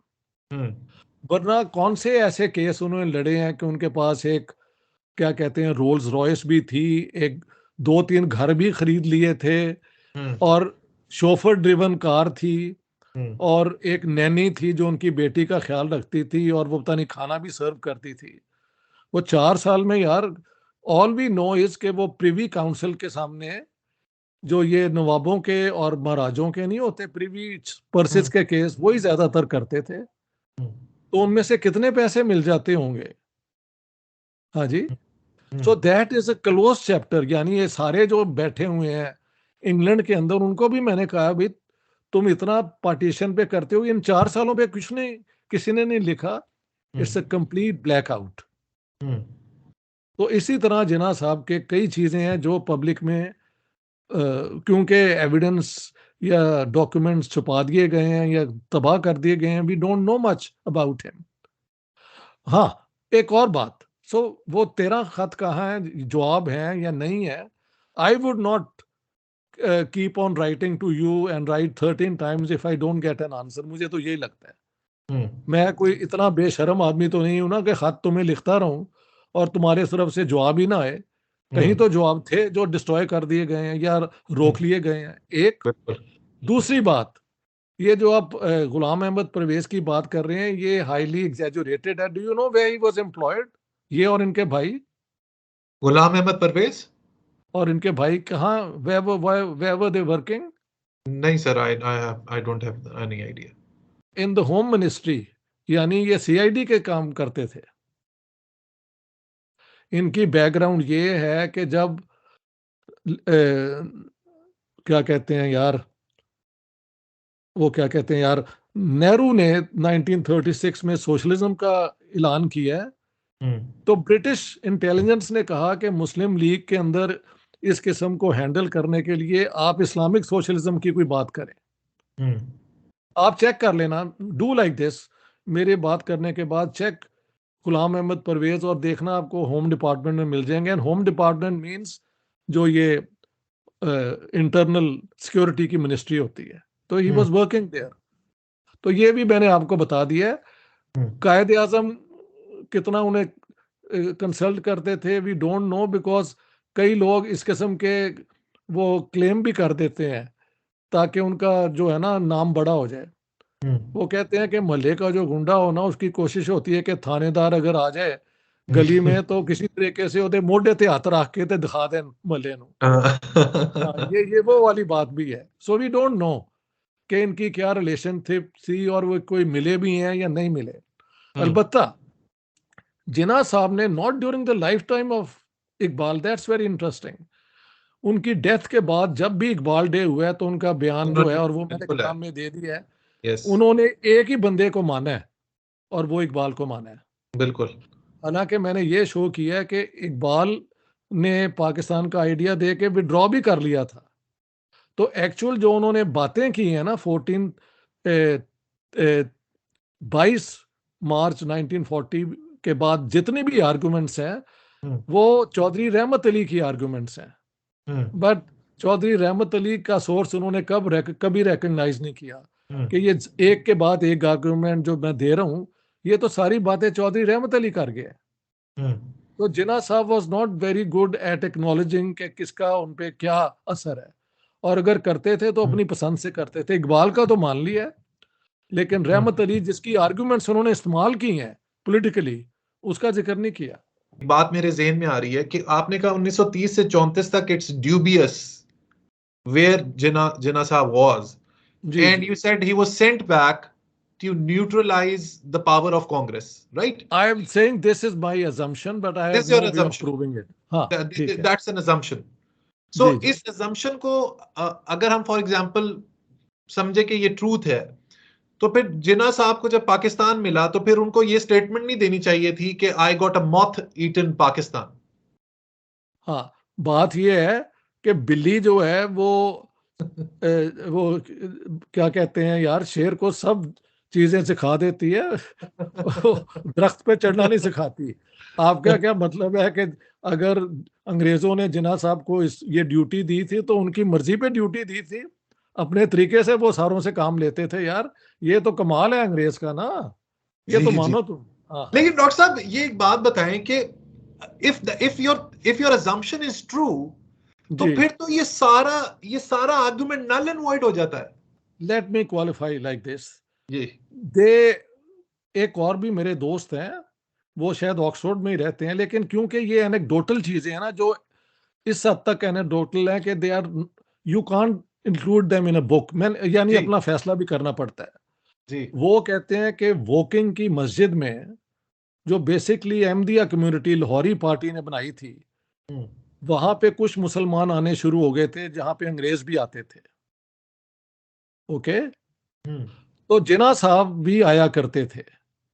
तो ये कई लिंकेजेस हैं, लेकिन क्योंकि एविडेंस हमारे पास नहीं है तो आपके साथ गुफ्तगू करते हुए तो मैंने बता दी है कि भी I have heard this but I have not put it in my book, because for putting something in my book I want absolute stringent levels, ठीक है ना।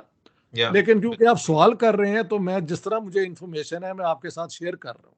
बिल्कुल सही। लेकिन a thing which you cannot prove is only to be considered कि भी ये एक वजह हो सकती है, क्या वो थी या नहीं थी, we don't know, ऐसे कहना चाहिए। ठीक है, बिल्कुल ठीक है। अच्छा डॉक्टर साहब, एक और चीज, जिन्ना साहब की 11 अगस्त की स्पीच का मैं 2 लाइनें पढ़ के सुनाना चाहता हूं, and then I will need your comment. He said, on both sides in Hindustan and Pakistan there are sections of people who may not agree with it, who may not like it, but in my judgment there was no other solution. Ji and I'm sure future history will record its verdict in favor of it. So what Jinnah साहब is saying is कि मेरा जो फैसला है वो तारीख साबित करेगी कि वो दुरुस्त है. हम्म Now, sir, aap, mashallah, you have more than 50 years of experience. You know the history inside out. आपने किताब पंजाब के ऊपर भी इतनी डिटेल्ड किताब लिखी है. आपने पाकिस्तान गैरिजन स्टेट भी लिखी है. जिन्ना साहब के ऊपर you have written such a detailed work. So, do you think Jinnah was right or not? No, I think Jinnah was grossly off the mark. It's because of him that all this which is happening now has been possible.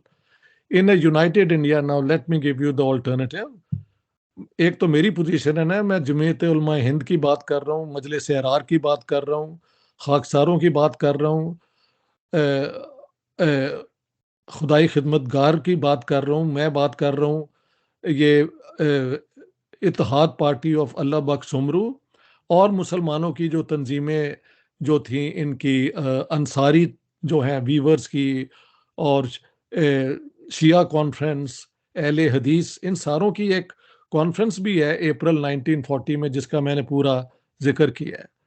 वो सारे इसलिए भी तो थे कि India की partition होगी तो टुकड़े मुसलमानों के होंगे और इस्लाम के होंगे. एक तो ये बात है. और इस हिंदुस्तान के अंदर 5 प्रोविंस इधर और 2 प्रोविंस इधर जो मोर सेंसिटिव एरियाज हैं, खासतौर पे ये नॉर्थ वेस्ट जहां से सारे हमले हुए हैं, वहां पे तो मुसलमानों की वैसी हुकूमत थी. फौज के अंदर 38 to 42% मुसलमान थे. इकबाल ऑल्सो सेज, अगर आप वो स्पीच देखें ना, वो जो है अलाहाबाद वाली, वो कहते हैं कि अंग्रेजों की हुकूमत तो चल ही ना सके अगर मुसलमान इसका साथ ना देते. पढ़ा है आपने? जरा दोबारा देखें, please please read it again. He says कि ब्रिटिश एम्पायर हिंदुस्तान में इसलिए कायम है कि मुसलमान उसको सपोर्ट कर रहे हैं. Yes. और उसकी वजह कि पंजाब से वो कहते हैं 58% जो है फौज जो है वो पंजाब से है, उसमें मेजोरिटी तो मुसलमानों की थी ना. और वो कहते हैं फिर नॉर्थ वेस्ट फ्रंटियर से कोई 7-8 हज़ार जो लोग हैं वो भी मुसलमान हैं. तो इतने लोग इसमें थे.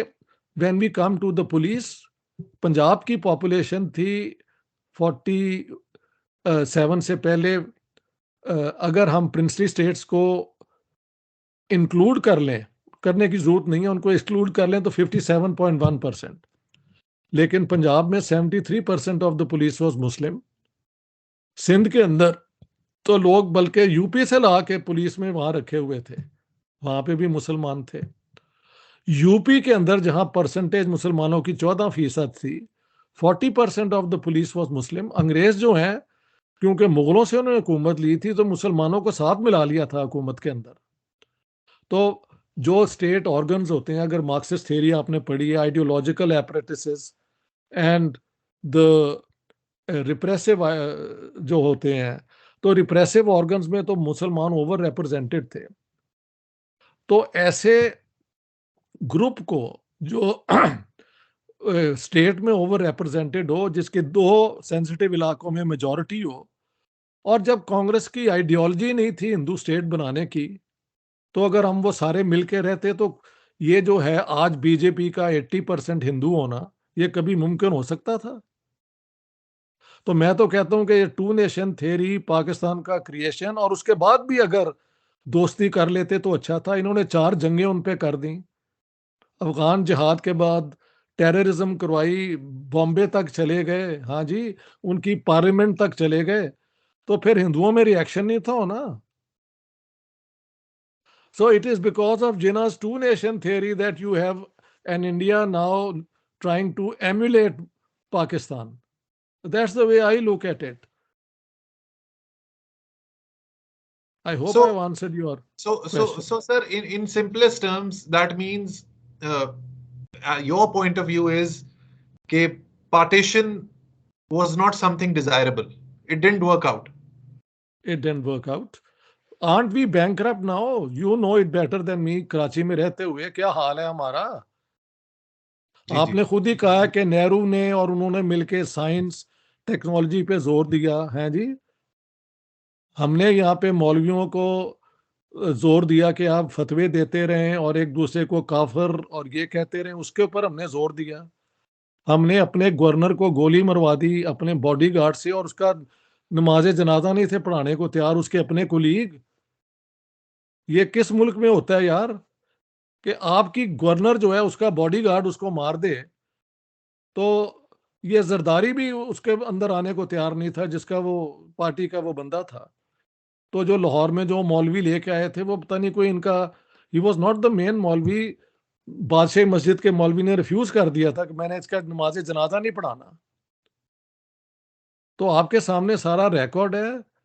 क्या हमने वाकई एक मुस्लिम डेमोक्रेसी बनाई जिसमें, चलो गैर मुस्लिमों को तो आप साइड पे, मुसलमानों के साथ इन्होंने अच्छा सलूक किया हो? हाँ जी। क्या हमने कोई इंडस्ट्री बेहतर लगाई कि इंडिया से हम फख्र कर सकें? क्या हमने अपने लोगों को ज्यादा पढ़ाई लिखाई करवाई कि हम आगे निकल सकें? क्या हमने औरतों के राइट्स ज्यादा मजबूत किए कि हम उस पर फख्र कर सकें? तो हर उस, आप एक जनूनी आइडियोलॉजी की बुनियाद पे मुल्क बनाएंगे तो यही होगा, ये मैं कह रहा हूं। लेकिन मैं लेकिन ये भी साथ साथ कह रहा हूं, ये भी जी, साथ साथ कह रहा हूं कि तारीख में ऐसे फैसले हो जाते हैं।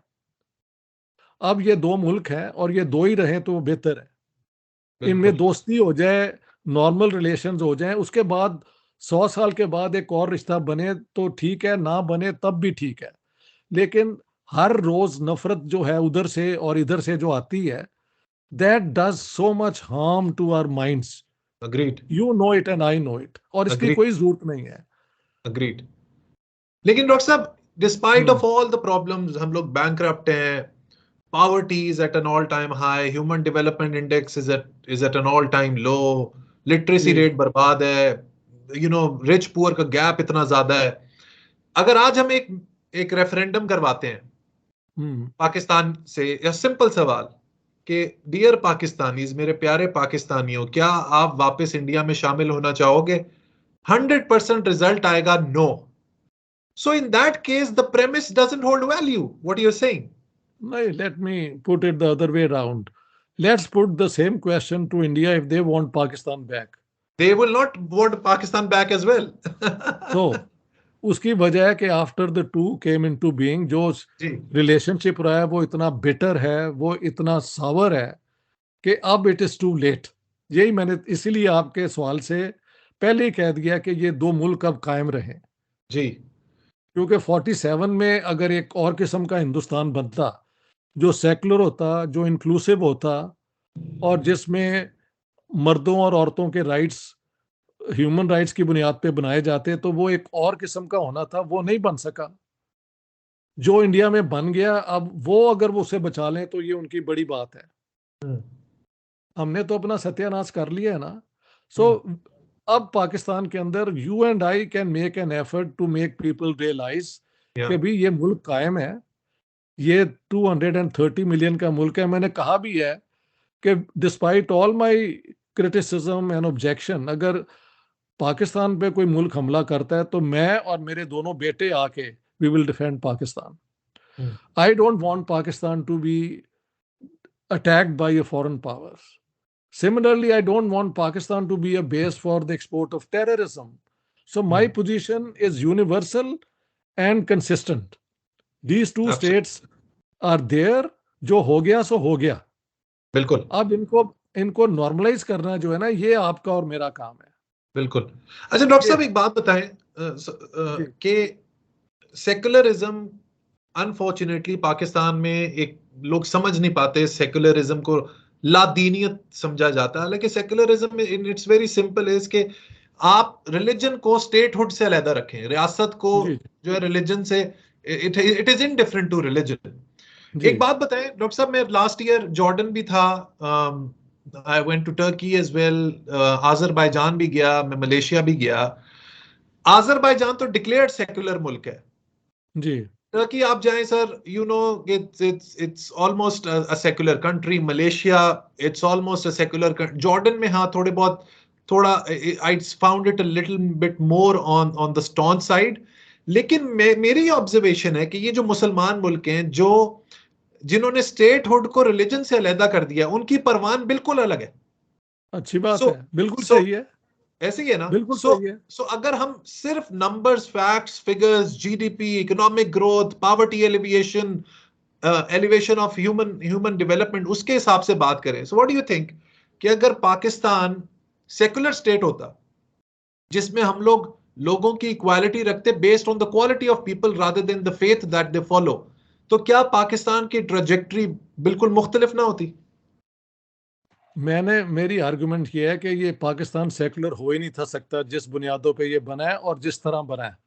1 मिलियन लोग मरवा के, हाँ जी, और 14 से 15 मिलियन लोगों को बेघर करके, और 90,000 औरतों को अगवा करवा के और रेप करवा के, और बच्चों को नेज़ों पे उठा के और बूढ़ों को गलियों में गिरा के, ये कहना कि ये एक सेकुलर, ये इंडिया बी होगा, ये बकवास है। I am not saying to you, मैं कहता हूँ जो इस किस्म की बातें करते हैं, भाई जिस बुनियाद पे आपने मुल्क बनाया वो तो मजहब का डिफरेंस है ना, तो वो सेकुलर कैसे हो गया? इप्सो facto it can't be a secular state. लोग मुझे, मैं इस दफा जब गया था अमेरिका तो मुझे ले गए वहां पे, वो एटलांटिक काउंसिल जो बहुत बड़ी उनकी एक है ना, थिंक टैंक कह लें, ये वो हर किस्म के स्टेट डिपार्टमेंट, ये वो सारे लोग बैठे हुए थे। तो वहां पे किसी ने कहा जी रिलीजन और डेमोक्रेसी क्यों नहीं हो सकती, देखे ना, Israel is a founded on religion, but it's a democracy. मैं क्या, no, it's not a democracy. It's an ethnocracy. It's a democracy for Jews, and non-Jews are second rate or under occupation. They have no rights whatsoever.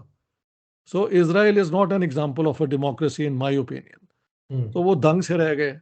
वो मेरे जो लेके गए थे यार, वो कहते हैं तेनू किधरी नहीं बुला सकते लोग, आहो तेनू पता नहीं होंदा किहड़ी गल करनी होंदी है। मैं कि ਅਸੀਂ ਮੁਜਾਹਿਦ ਆਦਮੀ ਆ, ਇਹ ਕੀ ਗੱਲ ਹੋਈ ਕਿ ਇਹਨਾਂ ਦੇ ਸਾਹਮਣੇ ਖਲੋ ਜਾਓ ਤੇ ਅਸੀਂ ਕੋਈ ਇਹਨਾਂ ਨੂੰ ਖੁਸ਼ ਕਰਨ ਦੀ ਗੱਲ ਕਰ ਦਈਏ। सच बोलना जो है ना वो इम्पोर्टेंट है। सच तो यही है, सच तो यही है। राइट, बिल्कुल ठीक ऐसे है। पाकिस्तान अगर हो जाता तो बहुत कमाल होता, और आप और मैं फिर इस प्रोग्राम की जरूरत ही ना पड़ती। तो sir, going forward, what's your advice, suggestion for the youth of Pakistan? जो लोग पाकिस्तान में अभी भी 230 मिलियन लोग मौजूद हैं, there is a huge brain drain, लेकिन for 95% of the people will never be able to leave Pakistan. So उनके फ्यूचर के लिए, हमारी यूथ के लिए, हमारी सोच के लिए, एज अ पब्लिक इंटेलेक्चुअल, आप क्या कहना चाहेंगे कि what needs to be done? हमें अब आगे 2047 में वी विल कंप्लीट 100 years। सो अगले 23-24 साल में what do we need to do ताकि हम लोग भी we can be part of the first world going forward? चलें, very good. I think this is the best part of her discussion कि कंस्ट्रक्टिवली अब हम क्या कर सकते हैं। यस।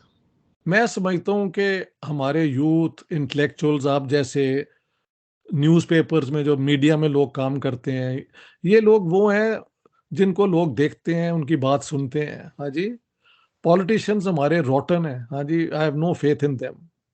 हमने सब कुछ करके देख लिया है। हमारी इस्टेब्लिशमेंट इंतहाई ऑपरेसिव और करप्ट है। यहाँ पे एक आप मूवमेंट, सोशल मूवमेंट शुरू करें कि फॉर 6 months वी वांट के सारे पाकिस्तान में, for 6 months we should have open discussion जिसमें हर किस्म का पाकिस्तानी को आने का चांस हो। जाहिर है उनकी सिक्योरिटी भी होनी चाहिए। वहाँ पे मुसलमान भी हों, शिया भी हों, सुन्नी भी हों, कादियानी भी हों, क्रिश्चियंस भी हों, जितने पाकिस्तानी हैं उन्हें एक दूसरे के सामने बिठा के पूछो कि यही हमारी धरती है, यही हमारा घर है। कोई ऐसा असूल बन सकता है कि हम मिलके यहाँ पे रह सकें, या एक दूसरे को कत्ल करना और एक दूसरे की बेइज्जती करना ही हमारी इंसानियत है? Unless we face the truth for 6 months, let people say whatever they want. जो कहते हैं नहीं मैं कत्ल किए बगैर नहीं रह सकता, तो I tell you I can come and we can come and discuss with them, क्या ये तुम्हारी इंसानियत है? और सबको सिखाया जा सकता है कि Pakistan is a reality, it's a potentially a great state अगर आप इसको सही तरह इस्तेमाल करें। आपका इसको ट्रेड रूट जो दुनिया में बन रहा है पाकिस्तान से निकल के जाता है। आप हिंदुस्तान को दुश्मन बना के अच्छा भला जो आपको एडवांटेज है उसको आप खत्म कर रहे हैं। आप चाइना से भी करें, आप इंडिया से भी करें, you should be the beneficiary of this strategic location जो आपकी है। भाई चाइना और इंडिया तो अपनी ट्रेड वैसे ही करते हैं ना अपने झगड़ों के बावजूद, और अमेरिकन और चाइनीज भी करते हैं। वो पंजाबी कहते हैं सानू वो की कहते ने कुत्ते ने कटिया कि असी नहीं कर सकते। हाँ जी, हम क्यों नहीं कर सकते इंडिया के साथ trade in our own advantage and we go forward give.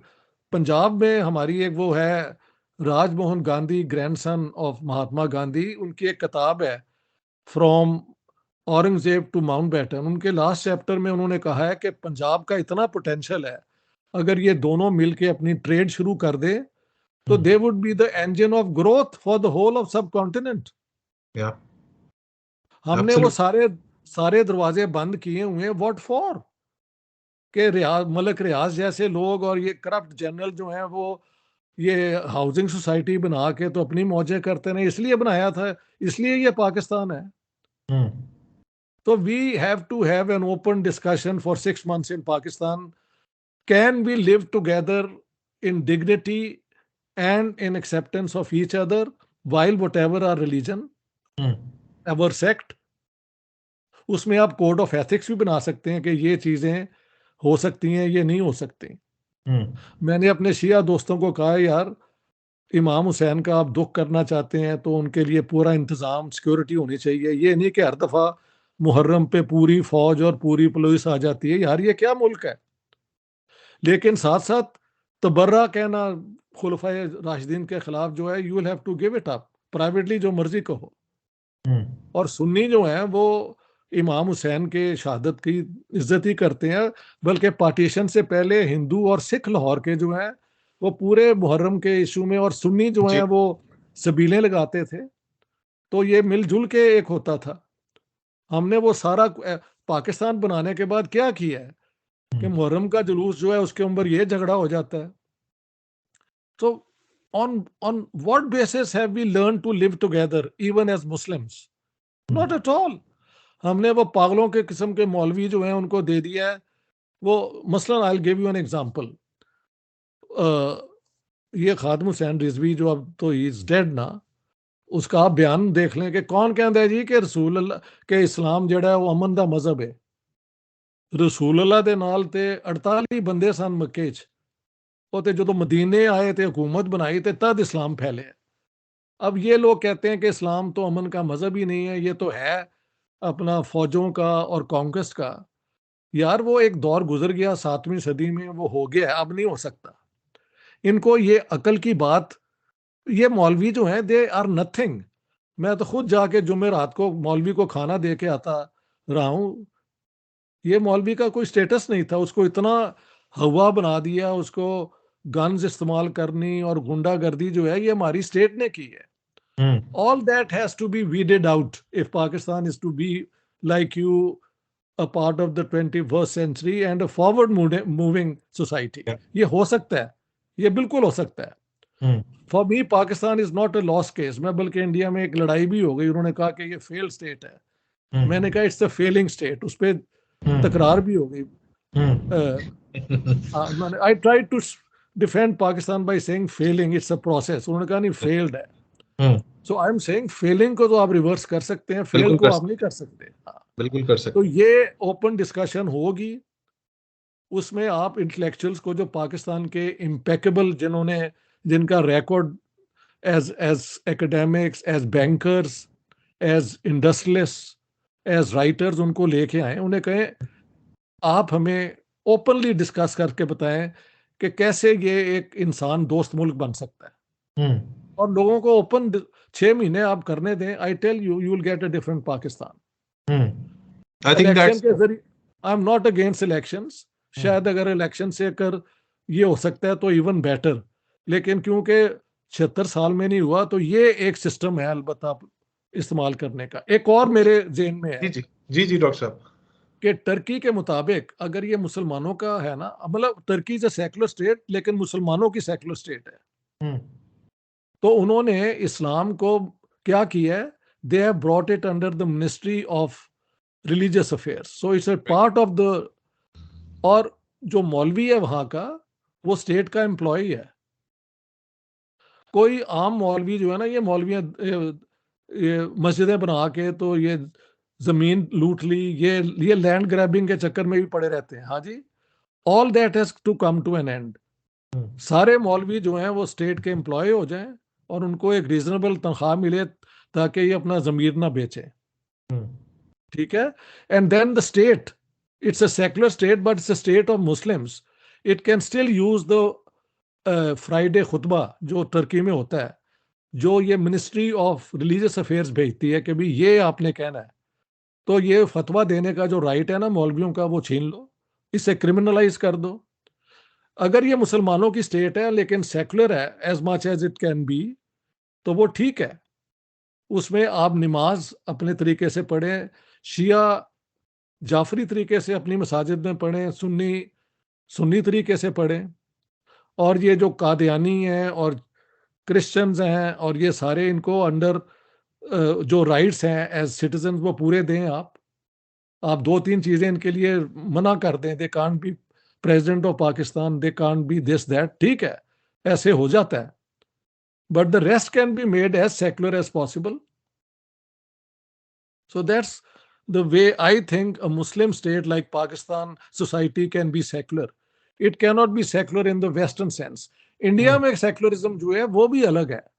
उन्होंने क्या किया है कि equal respect for all religions, और उन्होंने रिलीजन के जो एंटी डेमोक्रेटिक फीचर्स हैं उनको रिमूव करने का राइट भी कॉन्स्टिट्यूशन में डाल दिया है। इसको इस्तेमाल करते हुए उन्होंने वहां पे इंडिया के अंदर जो थे ना लॉ ऑफ इनहेरिटेंस हिंदुओं का चेंज किया। डू यू नो इस्लाम में तो जो कुरानिक फार्मूला है प्रॉपर्टी की डिवीजन का इनहेरिटेंस में, 2 shares to a son, 1 share to a daughter, है ना? बिल्कुल। हिंदुओं में औरतों की कोई इनहेरिटेंस थी नहीं है। तो वो उन्होंने लॉ चेंज करके औरतों को भी फिर इक्वल राइट दे दिया, जो करते करते करते सुना है पिछले कुछ सालों से अब वो इम्प्लीमेंट भी हो गया। It took a long time, law बन गई थी, इम्प्लीमेंटेशन हुई है। ठीक है, सो आप इस किस्म का है कि रिलीजन को हमें कंट्रोल भी करना करे। और उन्होंने क्या किया है, रसूल अल्लाह की पैदाइश भी वहां पे पब्लिक हॉलिडे है, ईद जो दोनों हमारी ईद है वो भी पब्लिक हॉलिडेज हैं, गुरु नानक की पैदाइश भी पब्लिक हॉलिडे है, जीसस क्राइस्ट की पैदाइश भी और ईस्टर भी पब्लिक हॉलिडे है, और हिंदुओं की दिवाली और वो होली और जो वो भी पब्लिक हॉलिडेज हैं। उन्होंने हर मजहब को इक्वल स्टेटस दे दिया, यानी रसूल अल्लाह ईद मिलादुल नबी is a public holiday in India. ये कम है, ये है हमारी सोसाइटीज जहाँ पे मजहब का बहुत होल्ड है। You cannot create the western type of secularism, yes, तो वो इसको बैलेंस उन्होंने कर लिया है। हम क्योंकि मुसलमान हैं और हमारी स्टेट थियरी बड़ी पुरानी है, हमें पता है कि जरा हमने ढील दी तो ये फिर मौलवी शरारतें शुरू कर देंगे, तो इनको आप स्टेट का एम्प्लॉय बनाएं। बिल्कुल, और Absolutely. इनको कहें कि खुतबा वही होगा जो स्टेट देगी। उसके बाद फिर स्टेट अगर एनलाइटेंड होगी तो इस्लाम के अंदर कई पॉजिटिव चीजें भी हैं कि गरीबों की खिदमत करो, मोहल्ले को साफ रखो, हाँ, अपने बुजुर्गों का एहतराम करो, ये तो अच्छी बातें हैं ना। बिल्कुल, बिल्कुल। हाँ जी, कहते हैं कि वो हजरत उमर जो हैं वो मदीने में फिरते थे तो कोई रो रही थी औरत, तो उसके वो लेके चले गए। यार सिर्फ बातों की हद तक ही है कि इसको अमल में भी लाना है। तो अमल में लाने के लिए खुतबा जो है वो इंसानियत पे बेस्ड होना चाहिए। कौन मुसलमान है, कौन कौन सच्चा मुसलमान है, कौन झूठा है। हजरत अबू बकर को खलीफा बनना था, हजरत अली को, that is a waste of time, it leads nowhere. 21st century has different challenges and we have to work accordingly. लेकिन यही डॉक्टर साहब, इकबाल साहब का एक शेर मुझे याद आ गया आपकी इस बात से कि खबर नहीं क्या है नाम इसका, खुदा फरेबी के खुद फरेबी, अमल से फारिग हुआ मुसलमान बना के तकदीर का बहाना। तो इकबाल साहब भी यही कहते हैं कि जब सोच इज्तिहादी की बजाय तकलीदी हो जाए तो फिर उसका रिजल्ट सर यही होता है जो आजकल पाकिस्तानी मुआशरे का। तो इस्लाम में जो प्रिंसिपल ऑफ मूवमेंट है, जो इज्तिहाद का कॉन्सेप्ट है, जिसको ये मौलवी हजरात तो सोच भी नहीं सकते मानने को, because they believe in doctrinal absolutism, कि बस जो जो तय हो गया वो तय हो गया। हालांकि इस्लामिक जो फिलोसफी है, जो इस्लाम के एसेंस है, that is forward looking. So हम लोग अगर इस तरह, जी सर, लेट मी इंटरवीन। जी जी असल में ये भी इज्तिहाद doesn't mean the right to free thought, it means to apply the spirit of Quran and sunnah to new conditions. बिल्कुल बिल्कुल। तो दैट्स अ डिफरेंट थिंग। जिस तरह इज्तिहाद ये सुन्नियों के अंदर उन्होंने तकलीद कर दी थी, शियों में नहीं थी, तो उन्होंने जितने उसने इज्तिहाद किए हैं अपना, ये मौलवियों ने, शिया मौलवियों ने, वो सारे बैकवर्ड लुकिंग हैं। मसलन इज्तिहाद करके वो वहां पे ले आए वापस मुता, जो शाह ने ख़त्म कर दिया था। वो जो औरतों की लिबरेशन थोड़ी सी हुई थी, उसको इन्होंने ख़त्म कर दिया। सो हमारे यहाँ इज्तिहाद is not automatically the way forward unless you accept कि इज्तिहाद would be subject to the existing knowledge uh, of the social sciences and of natural sciences. Ji But if इज्तिहाद is going to be back to the Quran, तो ये तो गजाली ने कह दिया था कि revelation overrules reason। ये क्या बात हुई? लेकिन यही तो डॉक्टर साहब, इमाम गजाली से ही तो कहानी, वो जो रैशनल सोच की और कहानी है, वो इकबाल डिक्लाइन ने होना उसे शुरू। नहीं, इकबाल ने उसे खत्म तो नहीं किया। मैं अपनी किताब में कोट भी किया है कि जहां पे शरिया ने जंजीरें पहना दी हैं, उसको तुम अपना गहना समझो और उनको पहनो। नहीं नहीं, लेकिन डॉक्टर साहब हाँ, देखिए, उसमें एक फर्क है। इकबाल देखिए, नज़म और नसर में बड़ा फर्क होता है। अगर आप इकबाल साहब का चैप्टर नंबर, लेक्चर नंबर 6 पढ़ें, हाँ जी, रिकंस्ट्रक्शन का, जो प्रिंसिपल ऑफ मूवमेंट की बात करता है, हाँ, लेक्चर नंबर 1 पढ़ें, जो नॉलेज और रिलीजियस एक्सपीरियंस की बात करता है, सो वो तो बहुत ही वो तो रेवोल्यूशनरी है, वो तो बहुत प्रोग्रेसिव है। नहीं ये आपके ख्याल से है, मेरे ख्याल से प्रोग्रेसिव वो जरूर है, रेवोल्यूशनरी नहीं है, एक हद तक बैकवर्ड लुकिंग भी है। ये जो है ना, जिसमें द फॉरवर्ड मूवमेंट इन इस्लाम, उसके अंदर वो चंद चीजें ऐसी करते हैं जो बिल्कुल सारे स्पिरिट जो है उनके आर्ट, वो उसका वो उसकी वो कॉन्ट्रडिक्शन हो जाती है। वो कहते हैं कि territorial nationalism is against the spirit of nation, सिर्फ मजहब की बुनियाद पे हो सकती है। तो अगर पाकिस्तान में आपने सबको इक्वल राइट्स देने हैं जैसे आप चाहते हैं, तो फिर तो ये वहां पे नहीं ना होगा। Iqbal actually when he rights those lectures is writing like a poet. वो एक फिलोसफर की राइटिंग नहीं है जो हर चीज की लॉजिक को समझ के बात करता है। तो I always say that Iqbal is the greatest poet after Ghalib, इसमें कोई शक नहीं है। But I think he is not a very consistent thinker, बल्कि जैसी जैसे मौके हैं आपको जो चाहे कोट कर दें। तो इकबाल का वो भी तो है ना, जो उन्होंने खत लिखे उसको, गवर्नर एमरसन को, कि ये जो कादियानी है इनको बिल्कुल आप इनको लिफ्ट करा रहे हैं, ये तो मुसलमानों के बीच में फिट ही नहीं होते। और उसे नेहरू को भी खत लिखा कि ये जो है आप गलत समझ रहे हैं कि जो कादियानी है ये मुसलमान है, इनका बिलीव जो है it is subversive to Islam. तो इकबाल को फिर जिस तरह आप चाहते हैं कोट कर देते हैं ना, मैं यही कह रहा हूँ। तो why why I am saying कि ठीक है, इसमें Iqbal is also outdated, he belong to the early 20th century, we are in the earlier 21st century. या तो 100 साल के बाद अगर हम जिना को एक साइड पे रख सकते हैं, तो वाई नॉट इकबाल ऑल्सो। लोग जो पाकिस्तान के लोग हैं, आप और मैं जो हैं, वो तो इस वक्त जिंदा है ना। जी, What do we want? We want Pakistan to prosper. We want absolutely. Pakistan to be a secure state. We want Pakistan to be a caring state. Caring state तो होनी चाहिए ना यार, इतने बिल्कुल गरीब हैं यहाँ पे। हाँ जी, बिल्कुल, हाँ। एब्सोल्युटली। तो उसके लिए आप एक डिस्कशन करवाएं ना 6 महीने, बिल्कुल और सही है। आई उसमें थिंक ये हो, दैट्स अ ग्रेट आइडिया। और उसमें ये भी हो पाकिस्तान के हर शहर में हो, और वहां पे आईएसआई को कहा जाए कि ये ना करो कि हर दूसरा बंदा वहां अपने बंदे कपड़े बना के बिठा दो, बल्कि यू हैव टू गारंटी कि यहाँ हर किस्म की बात होगी, but everybody will be secure. Yes. ये नहीं कि आधे बंदे जो हैं वो अपने बंदे बिठा दिए, किसी को पजामा पचा दिया तो किसी को लगे कि वो मुख्तलिफ है। No no no, we want genuine Pakistanis to be there. जी। तो हाँ डॉक्टर साहब, आपने अपनी बुक जो गैरिजन स्टेट है उसमें उसमें I think, if I remember, मैंने काफी अरसा पहले पढ़ी थी कि जो the army, the military is responsible for the idea defending the ideological frontiers of Pakistan.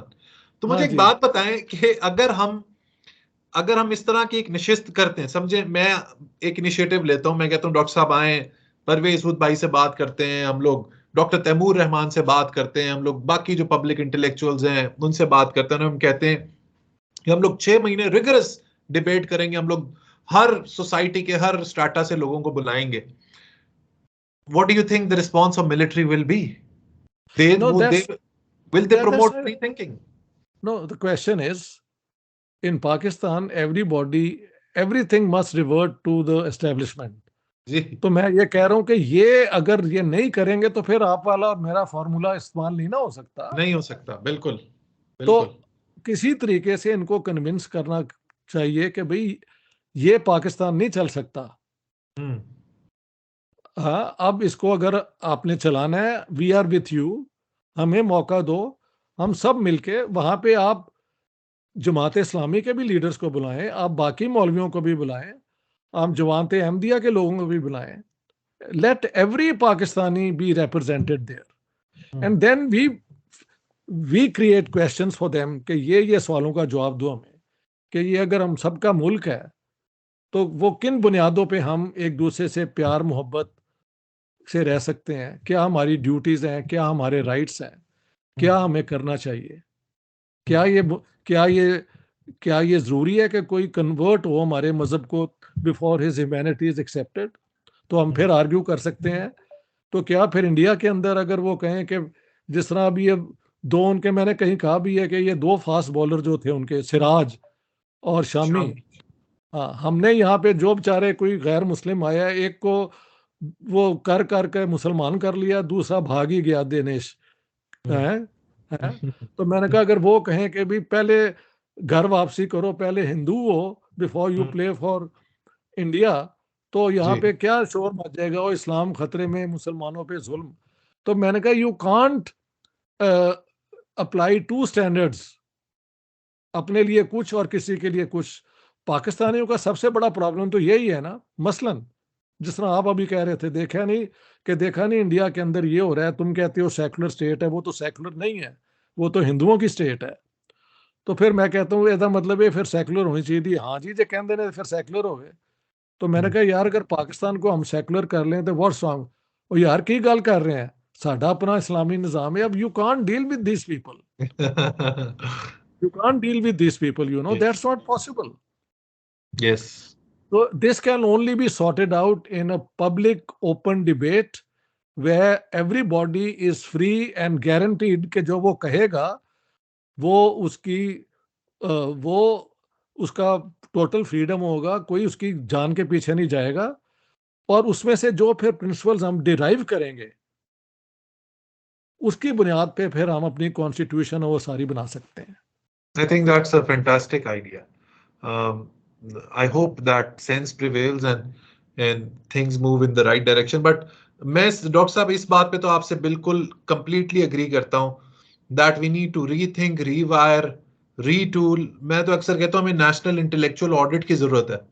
It's ji it's a ji complete intellectual bankruptcy in Pakistan. So at least the world is moving towards AI and machine learning and वही augmented ना, reality. We are still stuck in old traditions.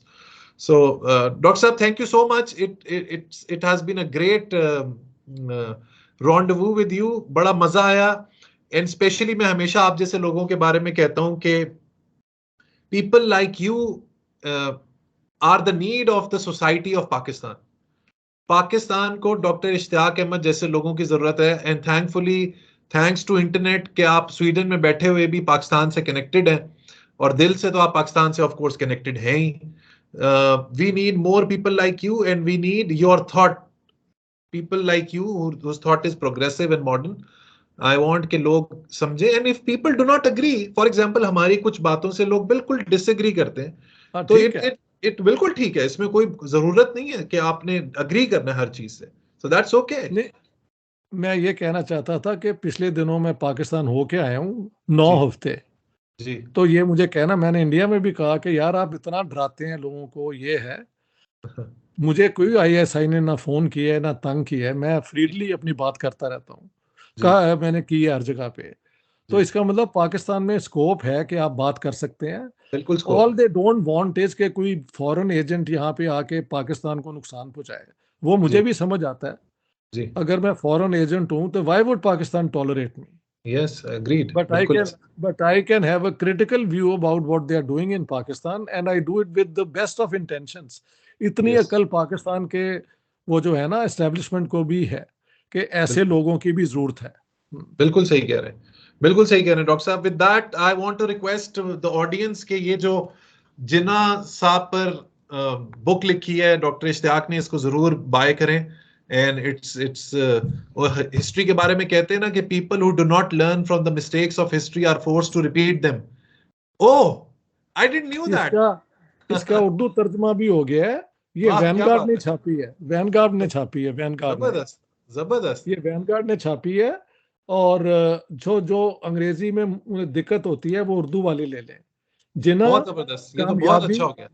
कामयाबी नाकामी और तारीख में किरदार, बिल्कुल इसका ठीक। तर्जुमा किया है हमजा अरशद साहब ने। और लोग कहते हैं इतना अच्छा तर्जुमा है कि अगर उनको ना बताया जाए कि ये उर्दू में अंग्रेजी में लिखी गई है तो लगता है ये उर्दू में ही जैसे लिखी अच्छा, गई है।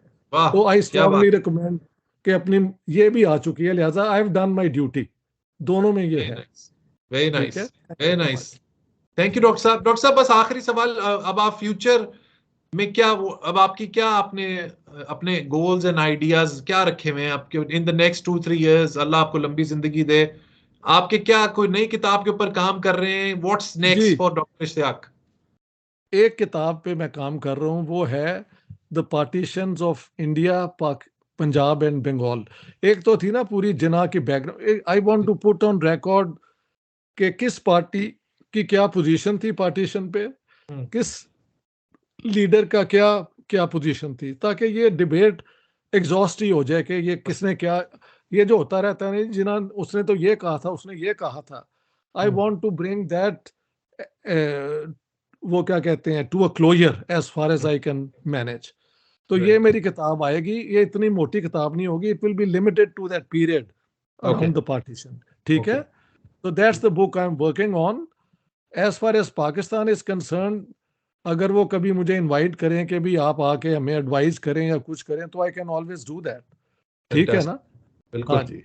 बिल्कुल। So I wish you all the best, or would like to take this opportunity not only to thank you, book buddy, and your friends, but all those who have listened to me. And I hope they can think a bit independently than the way they have been trained to think in a box. Yes, ठीक है बिल्कुल। जी, thank you thank you doctor जी, साहब। Thank you so much. All the bye. Best जी। Thank you.